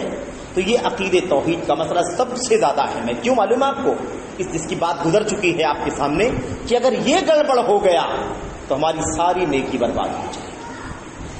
ہزاروں رکعت نماز، لاکھوں نماز رکعت، نہ جانے کتنی تلاوت، نہ جانے کتنے روزے، نہ جانے کتنے حج اور عمرے، یہ سب کے سب برباد ہو جائیں گے. قیامت کے دن اللہ تبارک و تعالیٰ کوئی اجر، کوئی ثواب نہیں دے گا، بلکہ اللہ تعالیٰ ہمیں اس کی سزا دینے کے لیے جہنم میں داخل کر دے گا. اور ہمیشہ جہنم، سال، 2 سال، 4 سال، 6 سال کے لیے نہیں، 10 20 دن، 50 دن کے لیے نہیں، 40 دن کے لیے نہیں. جیسے یہودی کہتے تھے، یہودی کہ ہم سب سے پہلی بات، ہم جہنم میں تو جائیں گے نہیں، ہم تو اللہ کے پیارے بندے ہیں، اللہ کے بیٹے ہیں، اللہ کے بیٹے، اللہ کے محبوب بندے ہیں، اس لیے سب سے پہلی بات تو یہ ہے کہ ہم جہنم میں داخل ہوں گے ہی نہیں. اور اگر فرض کر لو کہ جہنم میں داخل کر دیا گیا ہم کو، تو ہم صرف اتنے ہی دن جہنم میں داخل کیے جائیں گے جتنے دن ہم نے بچڑے کی پوجا کیا تھا. آپ جانتے ہیں نا، اللہ کے نبی موسیٰ علیہ السلام جب کوہ طور پر گئے، اللہ کا حکم ہوا، کوہ طور پر بلایا گیا، وہاں نبوت دی گئی، تو اس بیچ میں تورات دی گئی، تختیاں دی گئی. تو اس بیچ میں اللہ کے نبی حضرت موسیٰ نے علیہ السلام نے اپنے بیٹے کو، اپنے بھائی ہارون کو ذمہ داری دے دی کہ میں تو جا رہا ہوں، اللہ کا بلاوا ہے، لیکن آپ کی ذمہ داری ہے کہ آپ ان قوم کے لوگوں کو، گاؤں اور بستی کے لوگوں کو دیکھیں گے، سنبھالیں گے، کہیں یہ پوجا نہ کرنے لگے اللہ کے سوا کسی کی، دیوی دیوتا، مورتی، قبر، مزار کے سامنے سر نہ جھکانے لگے. ذمہ داری دی تھی. لیکن ہوا کیا؟ سامری نے گمراہ کر دیا. سامری جو جادوگر تھا، اس نے کرتب دکھایا ہے نا، اسٹنٹ دکھایا، کرتب دکھا کر کے گمراہ کر دیا. اور اس کے بعد میرے بھائیوں، اس کے بعد کیا ہوا؟ اس کے بعد یہ ہوا کہ قوم کے لوگ گمراہ ہو گئے، اور وہ جو بچڑا تھا نا، بچڑا سونے کا، اس بچڑے کی پوجا کرنا شروع کر دی.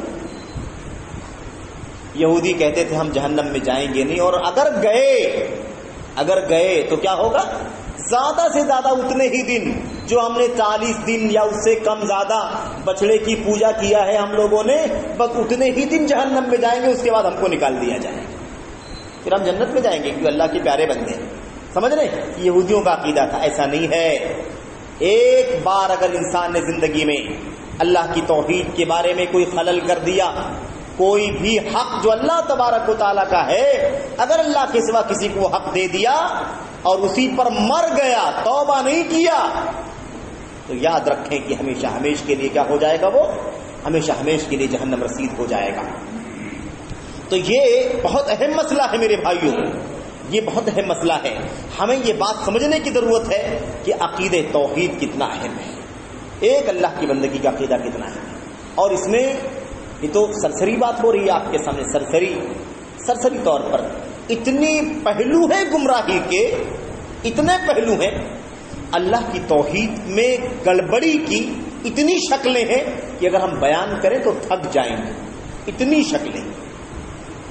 اللہ کی توحید کا مطلب یہ ہے کہ اللہ کا جو بھی حق ہے اس حق میں کسی کو برابر نہ کیا جائے، کسی کو پارٹنر نہ بنایا جائے، کسی کو ساجھیدار نہ بنایا جائے کہ اللہ تبارک و تعالیٰ یہ کرتا ہے تو ایسے ہی یہ بھی کر سکتا ہے، اللہ تعالیٰ کی شان یہ ہے تو ایسے ہی شان فلاں کی بھی ہے، اللہ تبارک و تعالیٰ کا مقام یہ ہے تو ایسے ہی مقام فلاں کا بھی ہے۔ کسی بھی چیز میں اللہ تبارک و تعالیٰ کا ساجھیدار اور شریک بنانا یہ کیا ہے؟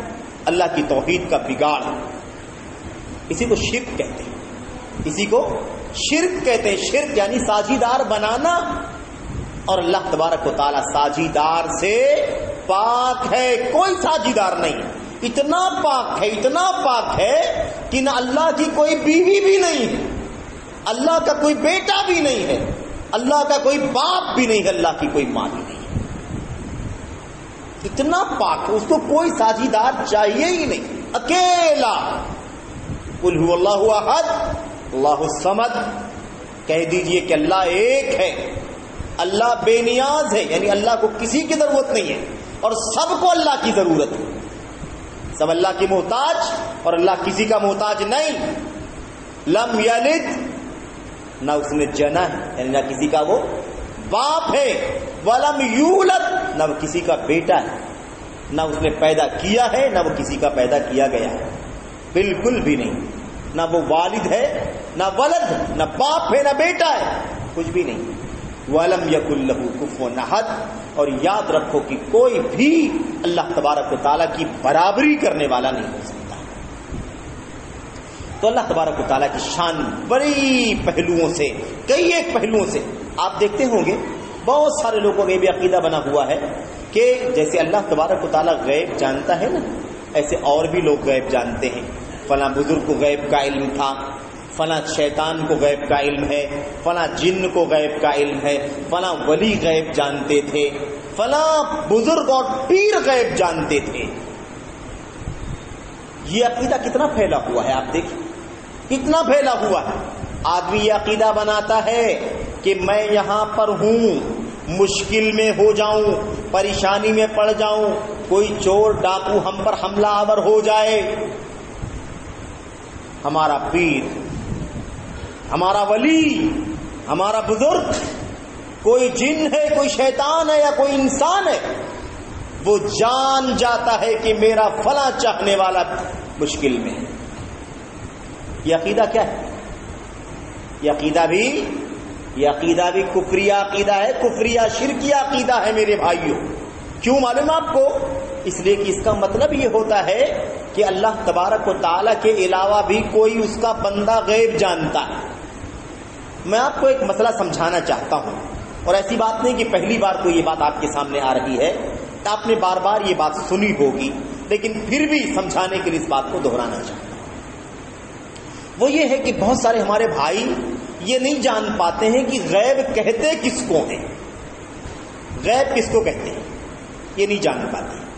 غیب کے معنی ہوتے ہیں پردے کے پیچھے، غیب کا مطلب غائب، حاضر نہیں ہے، سامنے نہیں ہے، بلکہ کیا ہے، اوٹ میں ہے، پردے میں ہے، چھپا ہوا ہے، دیوار کے پیچھے، زمین کے نیچے ہے، دور ہے، نہیں معلوم کہ کہاں، وہاں کیا ہے، اس کو کہتے ہیں غیب۔ کوئی اس کا ترجمہ کرتا ہے بن دیکھے ہوئے، آپ کہہ سکتے ہیں بن دیکھا ہوا، بن جانا ہوا، بن سنا ہوا، یہ سب کیا ہے، غیب۔ ہم لوگ یہاں بیٹھے ہوئے ہیں، یہ گاؤں ہے، اس گاؤں کے اندر ہم لوگ بیٹھے ہوئے ہیں، ابھی ہمیں نہیں معلوم کہ بمبئی شہر میں کیا ہو رہا ہے یا فلاں بستی میں کیا ہو رہا، ہم کو نہیں معلوم ہے، فلاں بمبئی شہر کی فلاں گلی میں، فلاں محلے کی فلاں گلی میں، فلاں گھر میں کیا ہو رہا ہم کو نہیں معلوم. ٹھیک ہے، اب ہم کو نہیں معلوم ہے، یہ کیا ہے؟ یہ غیب ہے. یہ کیا ہے؟ یہ غیب ہے. اللہ تعالیٰ کو بالکل معلوم ہے کہ وہاں کیا ہو رہا ہے، اللہ تعالیٰ کو معلوم ہے. اچھا ہم کو نہیں معلوم ہے، یہ غیب ہے.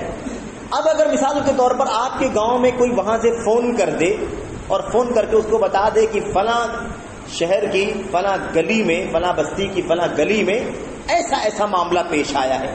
اب ہم لوگ کو تو نہیں معلوم ہے کہ وہاں کیا ہوا ہے، لیکن ایک آدمی کو، گاؤں کے کسی آدمی کو وہاں سے کسی نے فون کر کے بتلا دیا کہ اس کو وہاں پر ایسا ہوا ہے.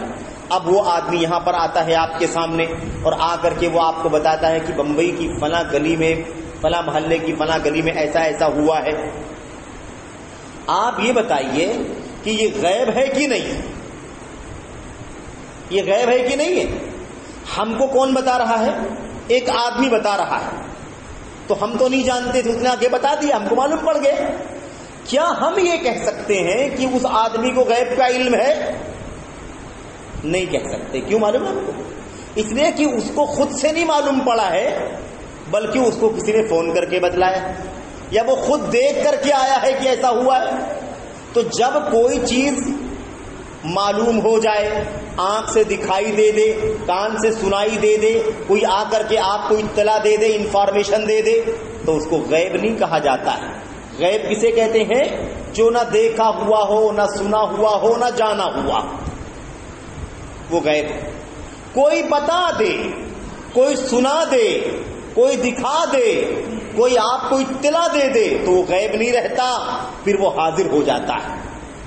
مثال کے طور پر آپ یہ سمجھیں، اسلام کے دین کی مثال، اللہ کے نبی ہے نا، اللہ تبارک و تعالیٰ کے نبی، حضرت نوح علیہ السلام سے لے کے ہزاروں لاکھوں نبی دنیا کے اندر آئے، آخری نبی محمد صلی اللہ علیہ وسلم ہیں. اب اللہ تبارک و تعالیٰ نے کیا بیان فرمایا کہ ہمارا نبی اپنی مرضی سے کچھ نہیں بولتا ہے، وہ وہی بولتا ہے جو اس کا رب اس کو بتاتا ہے. وَمَا يَنطِقُ عَنِ الْهَوَىٰ إِنْ هُوَ إِلَّا وَحْيٌ يُوحَىٰ.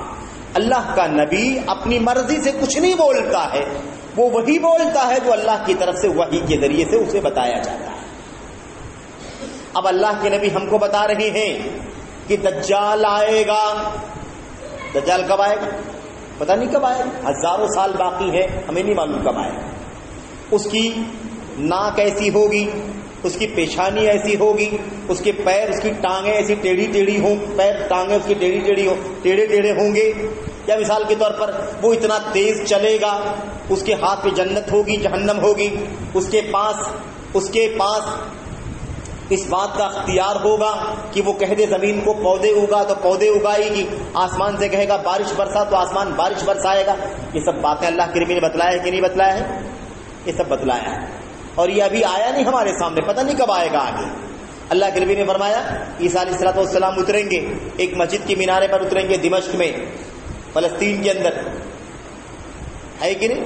یاجوج ماجوج نکلیں گے، یہ اللہ کے نبی نے بتلایا. ابھی آئے نہیں ہیں، پتہ نہیں کب آئیں گے وہ، لیکن اللہ کے نبی نے بتلایا. اللہ کے نبی نے بتلایا ہے. یہ وہ باتیں ہیں جو ابھی ہوئی نہیں ہے، آگے آنے والی.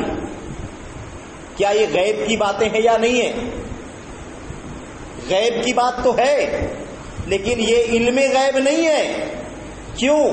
اس لیے کہ اللہ کے نبی نے خود سے یہ نہیں بتایا ہے، بلکہ اللہ تعالیٰ نے وحی کے ذریعے نبی کو بتلایا اور نبی نے ہم کو بتلایا. تو نبی عالم الغیب نہیں ہے، بلکہ عالم الغیب کون ہے؟ اللہ تبارک و تعالیٰ ہے. کیونکہ نبی خود سے نہیں بتلا رہا ہے، خود سے اس کو معلوم نہیں ہے. نبی کو اللہ نے وحی کے ذریعے بتلا دیا، اس کے بعد اللہ کے نبی نے امت کے لوگوں کو بتلا دیا. سمجھ رہے کہ نہیں سمجھ رہے؟ یہ ہے علم غیب نہیں بلکہ علم حاضر. یہ حاضر ہے، غیب نہیں ہے. اگر اللہ کے نبی صلی اللہ علیہ وسلم یا کوئی اور دنیا کا اللہ کے بتائے بغیر، وحی کے اترے بغیر، جبریل کے آئے بغیر، دل میں اللہ کی طرف سے ڈالے بغیر اگر کوئی خبر دے گا تب اس کو ہم کہیں گے علم غیب رکھتا ہے.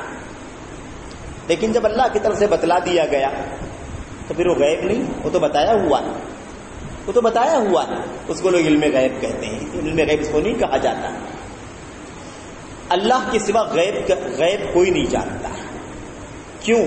اس لیے کہ قرآن کریم میں اللہ تبارک و تعالیٰ فرماتا ہے قل لا يعلم من في السماوات والارض الغیب الا اللہ۔ اے اللہ کے نبی صلی اللہ علیہ وسلم آپ اعلان کیجئے، آپ کہیے زمین میں آسمان میں اللہ کے سوا کوئی غیب نہیں جانتا ہے۔ یہ اللہ تعالیٰ کہلوا رہا ہے، خود نبی کو حکم دے رہا ہے کہ آپ اعلان کیجئے، آپ بتائیے زمینوں میں آسمانوں میں اللہ کے سوا کوئی بھی غیب نہیں جانتا ہے۔ اللہ کے نبی سے کہلوایا جا رہا ہے کہ آپ اعلان کیجئے کہ نبی اللہ کے سوا کوئی غیب نہیں جانتا ہے، زمینوں میں بھی نہیں، آسمانوں میں بھی نہیں۔ اس کے بعد کیا باقی بچتا ہے؟ کیسے ہم کہہ سکتے ہیں کہ نہیں فلاں کوئی علم غیب ہے؟ اللہ فرما رہا ہے کہ زمین و آسمان میں کوئی بھی غیب نہیں جانتا۔ اور اللہ کے نبی صلی اللہ علیہ وسلم کے بارے میں اللہ تعالیٰ نے فرمایا یہ بھی آپ لوگوں کو بتائیے کہ میں غیب نہیں جانتا ہوں، قل لا اعلم الغیب، میں غیب نہیں جانتا، ولو كنت اعلم الغیب لاستكثرت من الخیر وما مسنی السوء۔ آپ کہیے لوگوں کو بتلائیے کہ میں غیب نہیں جانتا ہوں، میں وہی جانتا ہوں جو اللہ مجھے وحی کے ذریعے سے بتلاتا ہے، اور وہی بات میں تم کو بولتا ہوں، اس کے سوا کچھ نہیں بولتا۔ مجھے غیب کا علم نہیں ہے۔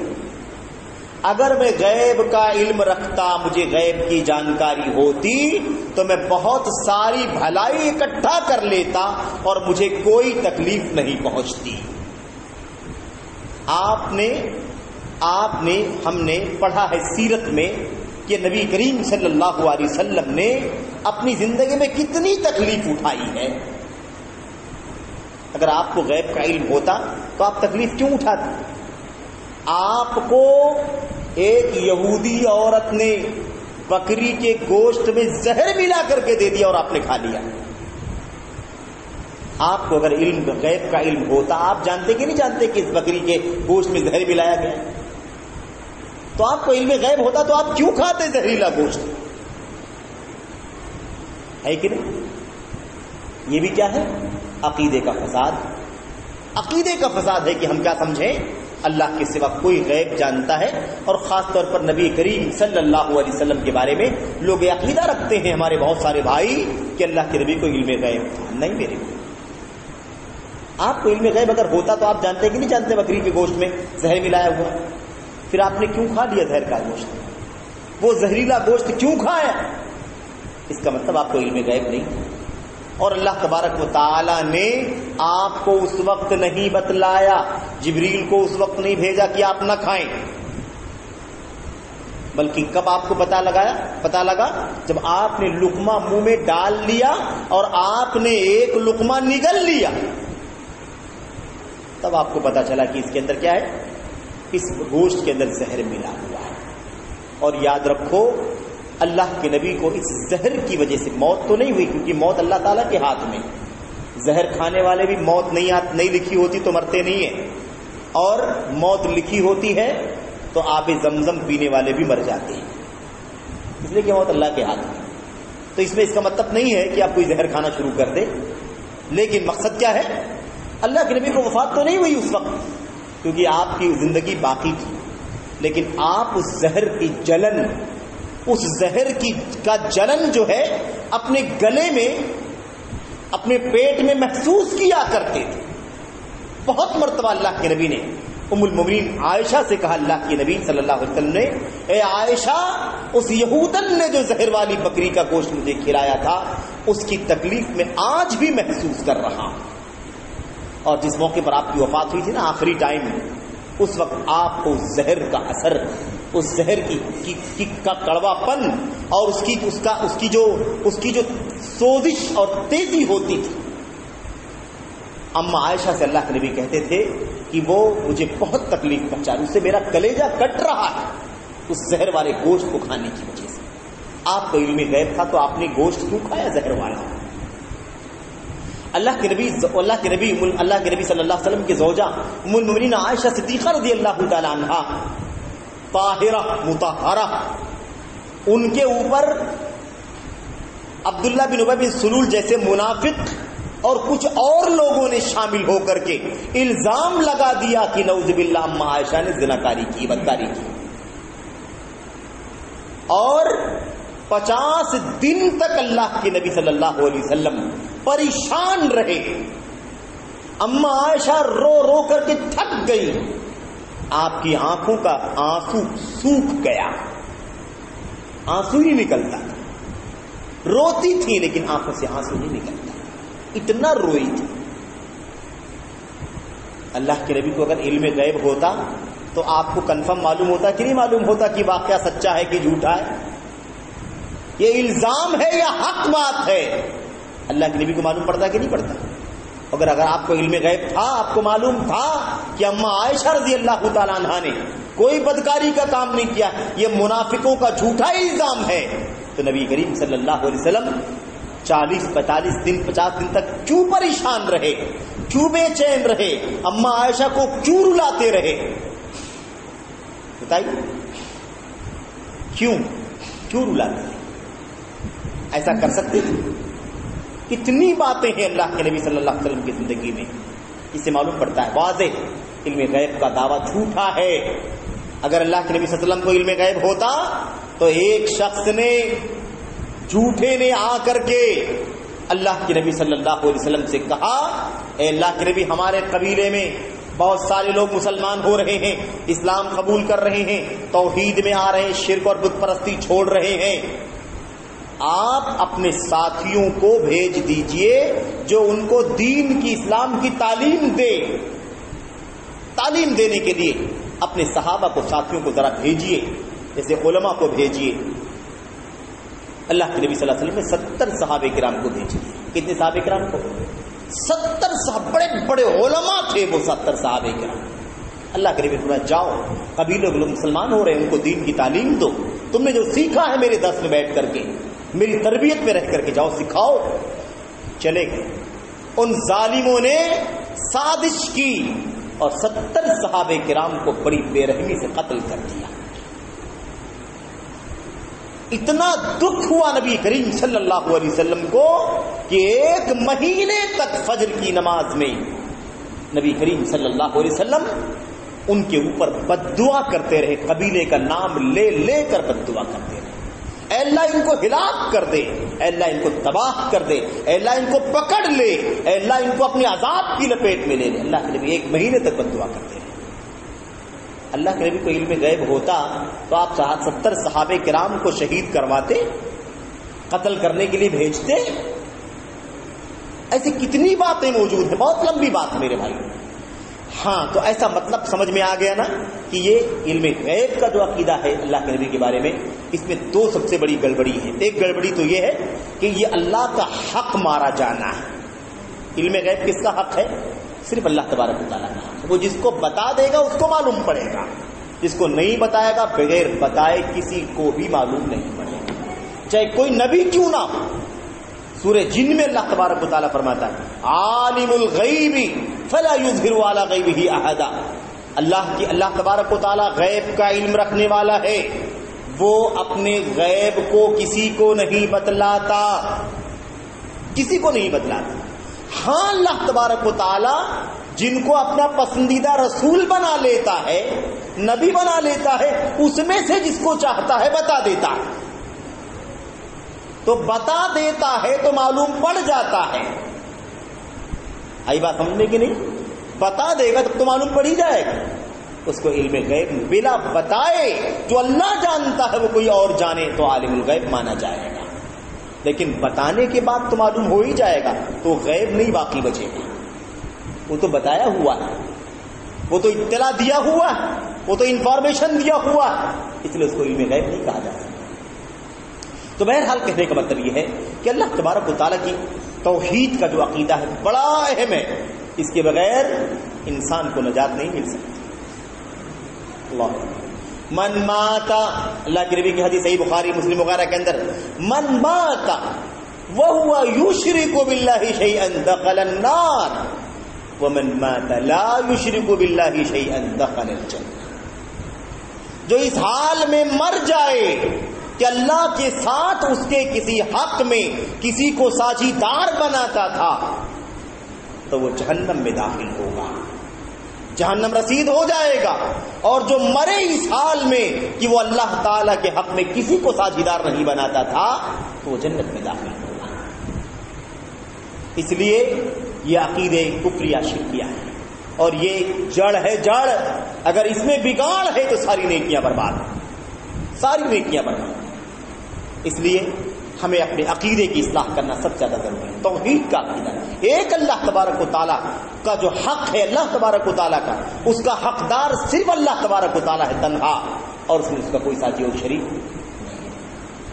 یہ ہمیں جاننا ضروری ہے. اچھا، جب اللہ کے نبی صلی اللہ علیہ وسلم نے حضرت معاذ بن جبل رضی اللہ تعالیٰ عنہ کو یمن بھیجا تھا نا، یمن دائی بنا کر کے، مبلغ بنا کر کے، عالم بنا کر کے بھیجا تھا، تو اس وقت اللہ کے نبی صلی اللہ علیہ وسلم نے حضرت معاذ بن جبل کو اور دوسرے صحابی ابو موسیٰ اشعری رضی اللہ تعالیٰ عنہ کو اللہ کے نبی صلی اللہ علیہ وسلم نے جاتے سمے بھیجتے وقت نصیحت کر کے بھیجا. کیا نصیحت کر کے بھیجا تھا؟ آپ نے فرمایا تھا انک تأتی قوما اہل کتاب. دیکھو معاذ، تم جہاں جا رہے ہو، جس بستی میں، جس علاقے میں، وہ یہودیوں کی، عیسائیوں کی بستی ہے. جہاں تم جا رہے ہو یمن، وہ یہودیوں عیسائیوں کا علاقہ، اور تم کو جو توحید کی دعوت دینی ہے، اسلام کا پیغام پہنچانا ہے، وہ یہودیوں عیسائیوں کو پیغام پہنچانا ہے. تو اب تم جا رہے ہو تو سب سے پہلے تم کیا پیش کرو گے؟ سب سے پہلے کیا سمجھاؤ گے؟ اللہ کے نبی نے فرمایا سب سے پہلے تمہیں کیا پوچھا؟ اول ما تدعوہم الی شہادت اللہ الہ الا اللہ. تم ان یہودیوں کو، عیسائیوں کو سب سے پہلے جس بات کی دعوت دینا، وہ اس بات کی دعوت ہونا چاہیے کہ اے لوگوں، صرف ایک اللہ کی عبادت کرو، اللہ کے ساتھ کسی کو ساجیدار نہ بناؤ.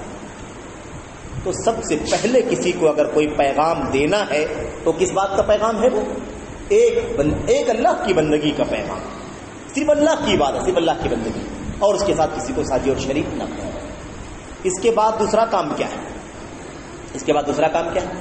دوسرا کام ہے کہ ہم جب اللہ کی توحید کی دعوت دے دیں، اور دینے کے بعد ہی نہیں بلکہ توحید کی دعوت مان لے سامنے والے، توحید کی دعوت مان لے، قبول کر لیں، تب اس کے بعد دوسری دعوت کس بات کی ہے؟ نماز کی دعوت.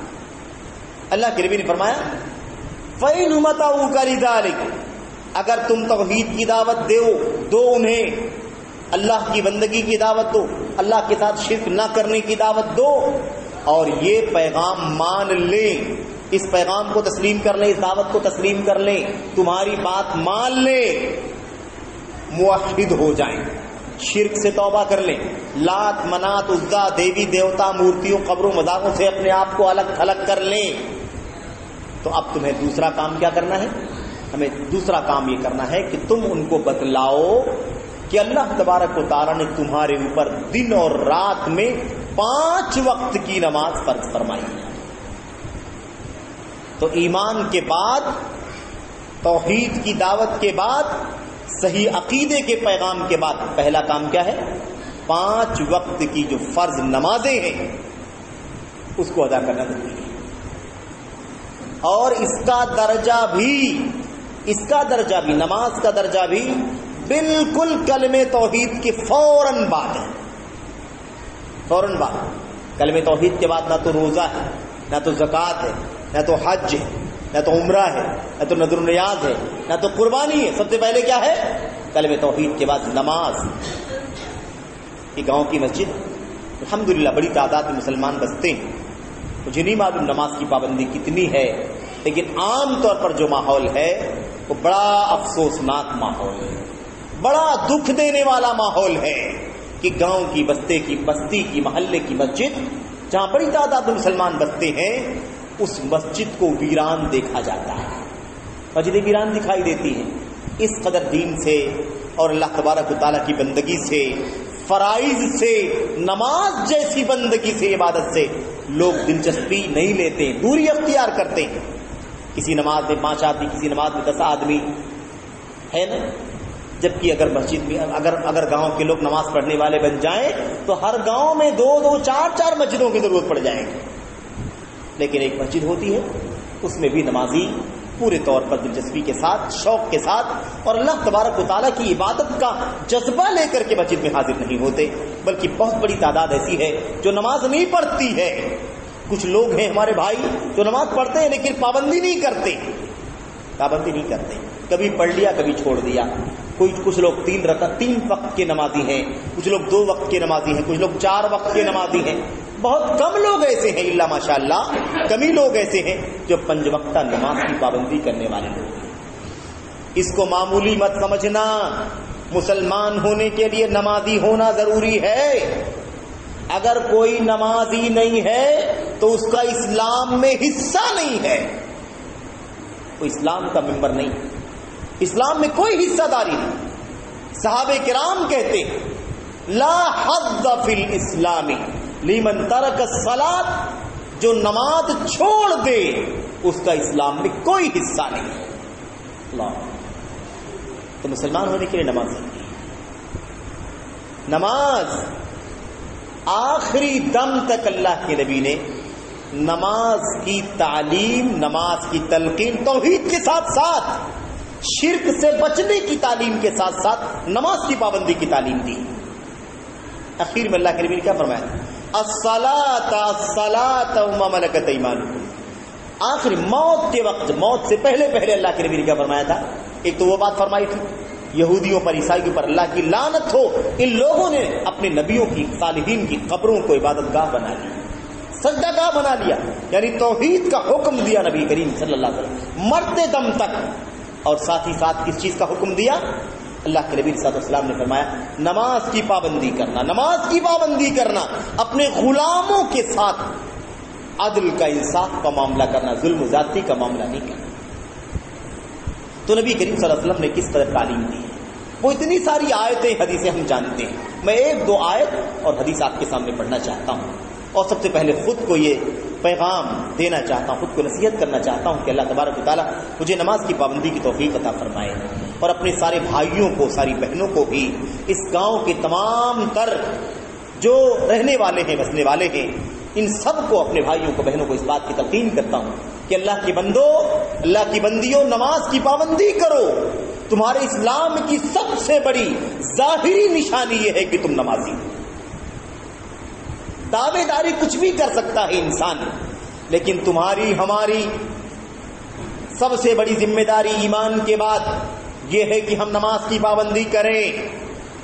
ہمارے مسلمان ہونے کی سب سے بڑی نشانی، جو دکھائی دینے والی نشانی ہے، مردوں کے لیے، عورتوں کے لیے، سب کے لیے دکھائی دینے والی سب سے بڑی نشانی یہ ہے، سب سے بڑی گواہی یہ ہے، یہ مسلمان ہے. اس کی سب سے بڑی گواہی کیا ہے؟ کہ ہم کو نمازی ہونا ضروری ہے.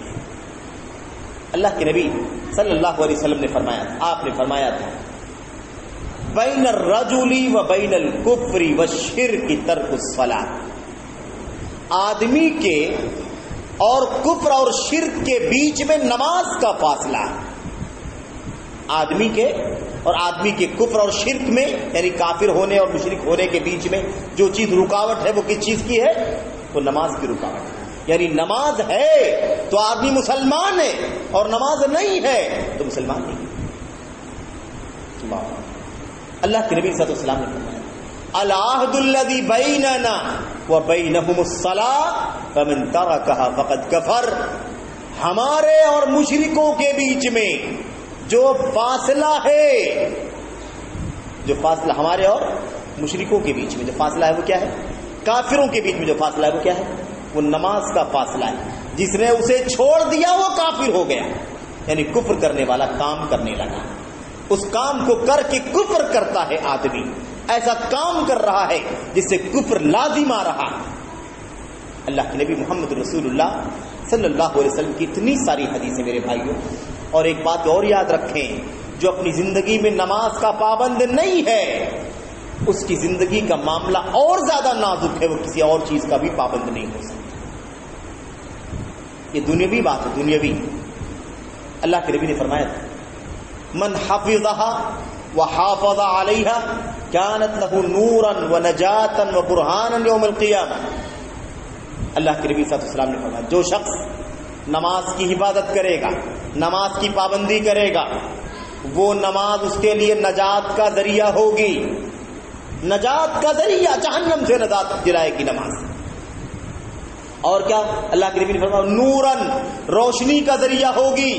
جب ہم پل صراط سے گزریں گے روشنی کے محتاج ہوں گے، ایک ایک ٹمٹماتی ہوئی روشنی کے لیے ہم ترس رہے ہوں گے، اس وقت یہ نماز نور کا کام کرے گی، روشنی کا کام کرے گی، ہم تیزی کے ساتھ پل صراط سے گزر جائیں گے. اللہ کے نبی نے فرمایا پل صراط بہت باریک ہے، بہت باریک ہے، دھاڑ سے بھی زیادہ باریک، بان سے بھی زیادہ پتلا. انسان اس پر چلے گا کیا ہوگا؟ کوئی تیز رفتار گھوڑے کی طرح سے گزر جائے گا، کوئی سست رفتار گھوڑے کی طرح سے گزرے گا، کوئی پیدل، کوئی دوڑ کر جانے والے کی طرح گزرے گا، کوئی چل کر جانے والے کی طرح سے گزرے گا، اور کوئی لڑھک لڑھک کر کے جائے گا، کسی طرح سے پہنچ جائے گا، اور کوئی جیسے ہی پل صراط پر قدم رکھے گا جہنم کی کھائی میں چلا جائے گا. کچھ لوگوں کو اللہ تبارک و تعالیٰ ایک دم بڑی روشنی عطا فرمائے گا. آدمی جب ایک دم جگمگ روشنی ہوتی ہے نا تو پھر وہ دندناتا ہوا دن کی روشنی کی طرح چلتا ہے. روشنی کم ہو اور کم ہو اور کم ہو، صحیح سے راستہ دکھائی نہ دے، اس کی رفتار کم ہو جاتی ہے، وہ چل نہیں پاتا ہے. اللہ کے نبی صلی اللہ علیہ وسلم نے کیا فرمایا؟ یہ نماز نورن، نور کا ذریعہ ہوگی، برہان، دلیل بنے گی. دلیل کس بات کی دلیل؟ اس بات کی دلیل کہ نمازی ہے تو مسلمان ہے، نمازی ہے تو مسلمان ہے، نماز پڑھتا تھا، یہ سب سے بڑی دلیل ہے کہ مسلمان ہے. اسی لیے اللہ کے نبی علیہ الصلوۃ والسلام نے فرمایا تھا اذا رأیتم الرجل، اذا رأیتم الرجل، جب تم آدمی کو دیکھو، جب تم دیکھو کہ نماز کے لیے آدمی آتا ہے، مسجد میں آتا ہے، نماز پڑھتا ہے، فاشهدوا له بالایمان، تو اس کے مسلمان اور مومن ہونے کی گواہی دو. تو نماز پڑھنا یہ ایمان کی گواہی ہے. کوئی اور گواہی دے نہ دے ہمارے اسلام کی، ہماری نماز کی پابندی گواہی دے گی کہ ہم مسلمان ہیں اللہ تبارک و تعالیٰ کی نظر میں. میرے بھائی، من حافظ وحافظ علیہ فہو لما سواہ احفظ. دوسری حدیث میں اللہ کے نبی نے فرمایا جو شخص نماز کی پابندی کرے گا، نماز کی حفاظت کرے گا، اس کو وقت کی پابندی کے ساتھ ادا کرے گا، وہ اپنے دوسرے کاموں کی اور زیادہ پابندی کرنے والا ہوگا. اور جو نماز کو ضائع کر دے گا، نماز کو برباد کر دے گا، پڑھے گا بھی تو ٹائم پر نہیں پڑھے گا یا نہیں پڑھے گا، وہ اپنے دوسرے کاموں کو اور زیادہ ضائع کرنے والا ہوگا. نماز کی برکتیں بہت زیادہ ہیں. اللہ کے نبی صلی اللہ علیہ وسلم نے فرمایا اگر کسی آدمی کے گھر کے سامنے ایک نہر بہ رہی ہو، آدمی کے گھر کے سامنے نہر بہ رہی ہو، نہر صاف شفاف پانی کی نہر، آدمی اس میں دن بھر میں 5 مرتبہ غسل کرتا ہو، یہ اللہ کے نبی کی حدیث کا ترجمہ ہے. اللہ کے نبی نے فرمایا کہ آدمی کے گھر کے سامنے نہر بہ رہی ہو اور آدمی اس میں 5 مرتبہ غسل کرتا ہو، نہاتا ہو، 1 مرتبہ 2 مرتبہ نہیں بلکہ 5 مرتبہ غسل کرتا ہو. یہ بتاؤ میرے ساتھیوں، اللہ کے نبی نے پوچھا صحابہ سے، اے میرے ساتھیوں بتاؤ کہ کیا اس آدمی کے جسم پر کوئی میل کچیل باقی بچے گا؟ صحابہ نے کہا اللہ کے نبی 1 مرتبہ 2 مرتبہ نہائے گا تو ایسے ہی پاک صاف ہو جائے گا، میل کچیل ختم ہو جائے گی. اگر 5 مرتبہ غسل دے گا، غسل کرے گا اور بھی نہر میں، تو کہاں سے اس کے جسم پر کوئی میل کچیل باقی بچے گا؟ وہ تو بالکل پاک صاف ہو جائے گا. اللہ کے نبی نے فرمایا یہی مثال نماز کی ہے. یہی مثال کس کی ہے؟ نماز کی یہی مثال ہے. جو بندہ اللہ تبارک و تعالیٰ کا 5 وقت کی نماز پابندی کے ساتھ ادا کرتا ہے، اللہ کے نبی نے فرمایا یمحو اللہ بہن الخطایا، تو ان 5 نمازوں کی پابندی کی وجہ سے اللہ تبارک و تعالیٰ اس کے گناہوں کو ختم کر دیتا ہے. اسے 5 مرتبہ نہر میں نہانے سے بدن کا میل کچیل ختم ہو جاتا ہے، ایسے ہی 5 مرتبہ نماز کی پابندی کرنے سے انسان کے اوپر جو گناہ لدے ہوئے ہیں وہ سارے گناہ مٹ جاتے ہیں۔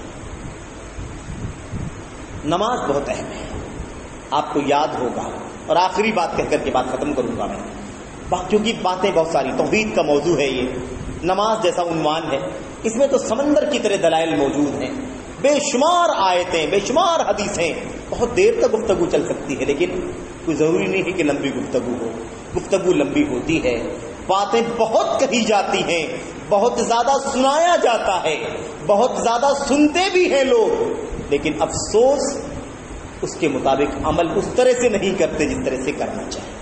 تو مسئلہ سنانے کا نہیں ہے، مسئلہ بولنے کا نہیں ہے، مسئلہ عمل کرنے کا ہے۔ اللہ تعالی ہمیں اور آپ کو بولنے سے زیادہ، سننے سے زیادہ عمل کرنے کی توفیق عطا فرمائے، یہ ضروری ہے۔ تو میں یہ کہہ رہا تھا کہ اللہ کے نبی کی حدیث آپ سنتے رہتے ہیں، آپ نے فرمایا تھا ساتھیو لقد ہممت، خیر ترجمہ اس کا یہ ہے کہ میرا یہ ارادہ ہے، میں یہ ٹھان لیا ہوں، ایسا سوچتا ہوں کہ اپنے مصلی پر نماز پڑھانے کے لیے کسی اور کو کھڑا کر دوں۔ اندازہ لگاؤ، بہت سارے ہمارے بھائی ہیں جو نماز پڑھتے ہیں لیکن نماز کے ٹائم کی پابندی نہیں کرتے ہیں، اور وہی اپنے گھر میں بیٹھ کر کے پڑھ لیتے ہیں، جہاں رہتے ہیں وہیں پڑھ لیتے ہیں، نماز کے لیے مسجد میں حاضر نہیں ہوتے ہیں، اور مطمئن رہتے ہیں کہ نماز تو پڑھ رہے ہیں۔ میرے بھائیوں، گھر میں نماز 5 وقتہ فرض نمازیں گھر میں نہیں پڑھنا ہے، مسجد میں پڑھنا ہے، مسلمانوں کی جماعت کے ساتھ پڑھنا ہے۔ وَارْكَعُوا مَعَ الرَّاكِعِينَ، نماز پڑھنے والوں کے ساتھ با جماعت نماز پڑھو، یہ ضروری ہے۔ عذر ہے، بیماری ہے، سفر ہے اور وغیرہ وغیرہ، کوئی بات نہیں ہے، یا آدمی مرد نہیں، عورتوں کی بات ہے، عورتوں کے لیے جماعت مسجد کے اندر نہیں واجب ہے، وہ اپنے گھر کے اندر پڑھیں، وہ زیادہ افضل ہے، ان کے لیے بہتر ہے۔ لیکن اگر مسجد میں مردوں کے ساتھ عورتوں کے لیے بھی مناسب نماز کا انتظام کیا گیا ہو، اور گھر کی عورتیں مسجد کی جانے کے لیے اپنے باپ سے، اپنے شوہر سے، بھائی سے پرمیشن مانگے، تو ان کو چاہیے کہ ان کو مسجد میں آنے کی اجازت دیں، ان کو مسجد آنے سے منع مت کریں، تاکہ وہ باجماعت مسلمانوں کی جماعت میں شامل ہو کر کے مسجد کے امام کے ساتھ نماز پڑھیں۔ یہ اللہ کے نبی کا حکم ہے۔ آپ نے فرمایا تھا میں سوچتا ہوں کہ اپنی جگہ پر جہاں میں نماز مصلی کے پر نماز پڑھاتا ہوں، امامت کرنے کے لیے کسی کو متعین کر دوں، اور میں خود نماز سے باہر نکل کر کے میں بستی میں جاؤں، علاقے میں، گاؤں میں، شہر میں جاؤں، اور جس گھر کا دروازہ کھلے اور وہاں مجھے کوئی دکھائی دے کہ یہ آدمی بغیر کسی عذر کے نماز مسجد میں پڑھنے کے لیے نہیں آیا ہے، میں اس کے ساتھ میں اس کے گھر کو آگ لگا دوں۔ آپ سوچیں کتنی خطرناک بات ہے کہ آدمی گھر کے اندر موجود ہو، صرف باجماعت نماز نہ پڑھے، تو اللہ کے نبی نے کیا فرمایا؟ اس کے گھر کو آگ لگا دینے کا ارادہ ہے میرا۔ میں سوچتا ہوں کہ اس کے گھر کو اس کے سمیت فَأُحَرِّقَ عَلَيْهِمْ بُيُوتَهُمْ، ان کے سمیت ان کے گھر کو جلا دوں۔ نماز پڑھتا ہے لیکن جماعت کے ساتھ نہیں پڑھتا، اس کے بارے میں اللہ کے نبی نے فرمایا، تو اس کا کیا حال ہوگا جو نماز پڑھتا ہی نماز ہی نہیں پڑھتا ہے، یا پڑھتا ہے لیکن ایک ٹائم، 2 ٹائم، 3 ٹائم، کبھی کم کبھی زیادہ، جیسی مرضی ہوئی۔ اور ایسے مسلمان بھی موجود ہیں نام کے، اللہ تعالیٰ سب کو ہدایت عطا فرمائے، توفیق عطا فرمائے، نماز کی پابندی کریں۔ کتنے ایسے مسلمان بھی ہیں خاندانی جو کبھی نماز نہیں پڑھتے۔ بعض لوگ جمعے کی نماز پڑھ لیتے ہیں اور سمجھتے ہیں کہ اتنی نماز پڑھنا کافی ہے مسلمان ہونے کی، جمعہ کے دن مسجد میں آ گیا تو سمجھ لو مسلمان ہے، پتہ چلتا ہے کہ مسلمان۔ کچھ لوگ صرف عید کی نماز پڑھتے ہیں، کچھ لوگ صرف جنازے کی نماز پڑھتے ہیں، کچھ لوگ کبھی کسی کے ساتھ پھنس گئے تو پڑھ لیتے ہیں، ورنہ نہیں پڑھتے۔ ایسے بہت سارے ہمارے بھائی۔ یاد رکھیں، اگر نبی کریم صلی اللہ علیہ وسلم گھر میں نماز پڑھنے والوں کو، صرف با جماعت نہ پڑھنے والوں کے گھروں ان کے سمیت گھروں کو آگ لگانے کی اگر بات کرتے ہوں، جو نماز نہیں پڑھتے ہوں گے ان کا کیا انجام ہوگا؟ قرآن کی آیتیں ہم پڑھتے ہیں، قرآن کی آیتیں پڑھتے ہیں، اللہ تبارک و تعالیٰ فرماتا ہے فویل للمصلین، فویل للمصلین، بربادی ہے نمازیوں کے لیے، بربادی ہے نمازیوں کے لیے، جہنم کا گڈھا ہے، جہنم کی کھائی ہے، کس کے لیے؟ نمازیوں کے لیے۔ جہنم کی وادی ہے، ہلاکت اور بربادی ہے ان لوگوں کے لیے جو نماز پڑھنے والے ہیں۔ کون سے نماز پڑھنے والے؟ الذین هم عن صلاتهم ساہون، جو اپنی نماز میں غفلت برتتے ہیں، سستی برتتے ہیں، ان کے لیے کیا ہے؟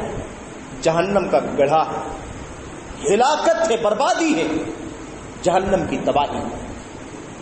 تو آپ سوچیں کہ نمازی جو ہیں لیکن نماز میں سستی کرتے ہیں ان کے لیے جہنم ہے، تو جو نماز بالکل نہیں پڑھتے ہیں، پڑھتے ہی نہیں ہیں، ان لوگوں کا کیا حال ہو؟ میرے بھائیوں، میرے بزرگوں، اللہ سے دعا کریں کہ اللہ تبارک و تعالی ہمیں اور آپ کو صحیح ایمان اور صحیح عقیدے کے ساتھ ساتھ نماز کی پابندی کی توفیق عطا فرمائے۔ اور آپ ہم اگر سچے نمازی بن گئے، صحیح معنوں میں نمازی بن گئے، اللہ کے لیے نمازی بن گئے، خشوع کے ساتھ، خضوع کے ساتھ، نماز کے آداب کے ساتھ، نماز کی تعلیم کے ساتھ، نماز کی شرائط کے ساتھ، جیسے نماز ہونی چاہیے، اگر ہم نے اس طرح سے اپنے آپ کو نمازی بنا لیا تو یاد رکھیں کہ زندگی میں جتنی برائیاں اور گناہ کے کام ہم کر رہے ہوں گے، انشاءاللہ تبارک و تعالی یہ نماز ہم کو ان گناہوں سے بھی منع کر دے گی۔ ان الصلاۃ تنہی عن الفحشاء والمنکر ولذکر اللہ اکبر، یقیناً نماز فحاشی سے، برائی سے، بے حیائی سے، گناہ کے کاموں سے انسان کو روکتی ہے۔ ایک شخص اللہ کے نبی محمد رسول اللہ صلی اللہ علیہ وسلم کے سامنے حاضر ہوا، اس نے کہا اللہ کے نبی، فلاں آدمی ہے، نماز پڑھتا ہے لیکن گناہ کا کام بھی کرتا ہے، تو کیسے ہے؟ نماز بھی پڑھ رہا، گناہ کا کام بھی کر رہا ہے، تو اس کی نماز اس کو گناہ سے کیوں نہیں روکتی؟ قرآن میں اللہ فرماتا ہے کہ نماز انسان کو گناہوں سے، گناہ سے اور منکر اور فحش کاموں سے روکتی ہے۔ تو ایک آدمی ہے تو نماز پڑھتا ہے لیکن اس کی نماز اس کو گناہوں سے نہیں روکتی، وہ گناہ کا کام بھی کرتا ہے۔ تو گناہ کا کام کیوں کرتا ہے؟ نماز کی وجہ سے اس کو گناہوں سے باز آ جانا چاہیے۔ تو اللہ کے نبی نے فرمایا اگر واقعی وہ نماز پڑھتا ہے، واقعی وہ نماز پڑھتا ہے تو واقعی اس کی وہ نماز اس کو گناہوں سے روکے گی۔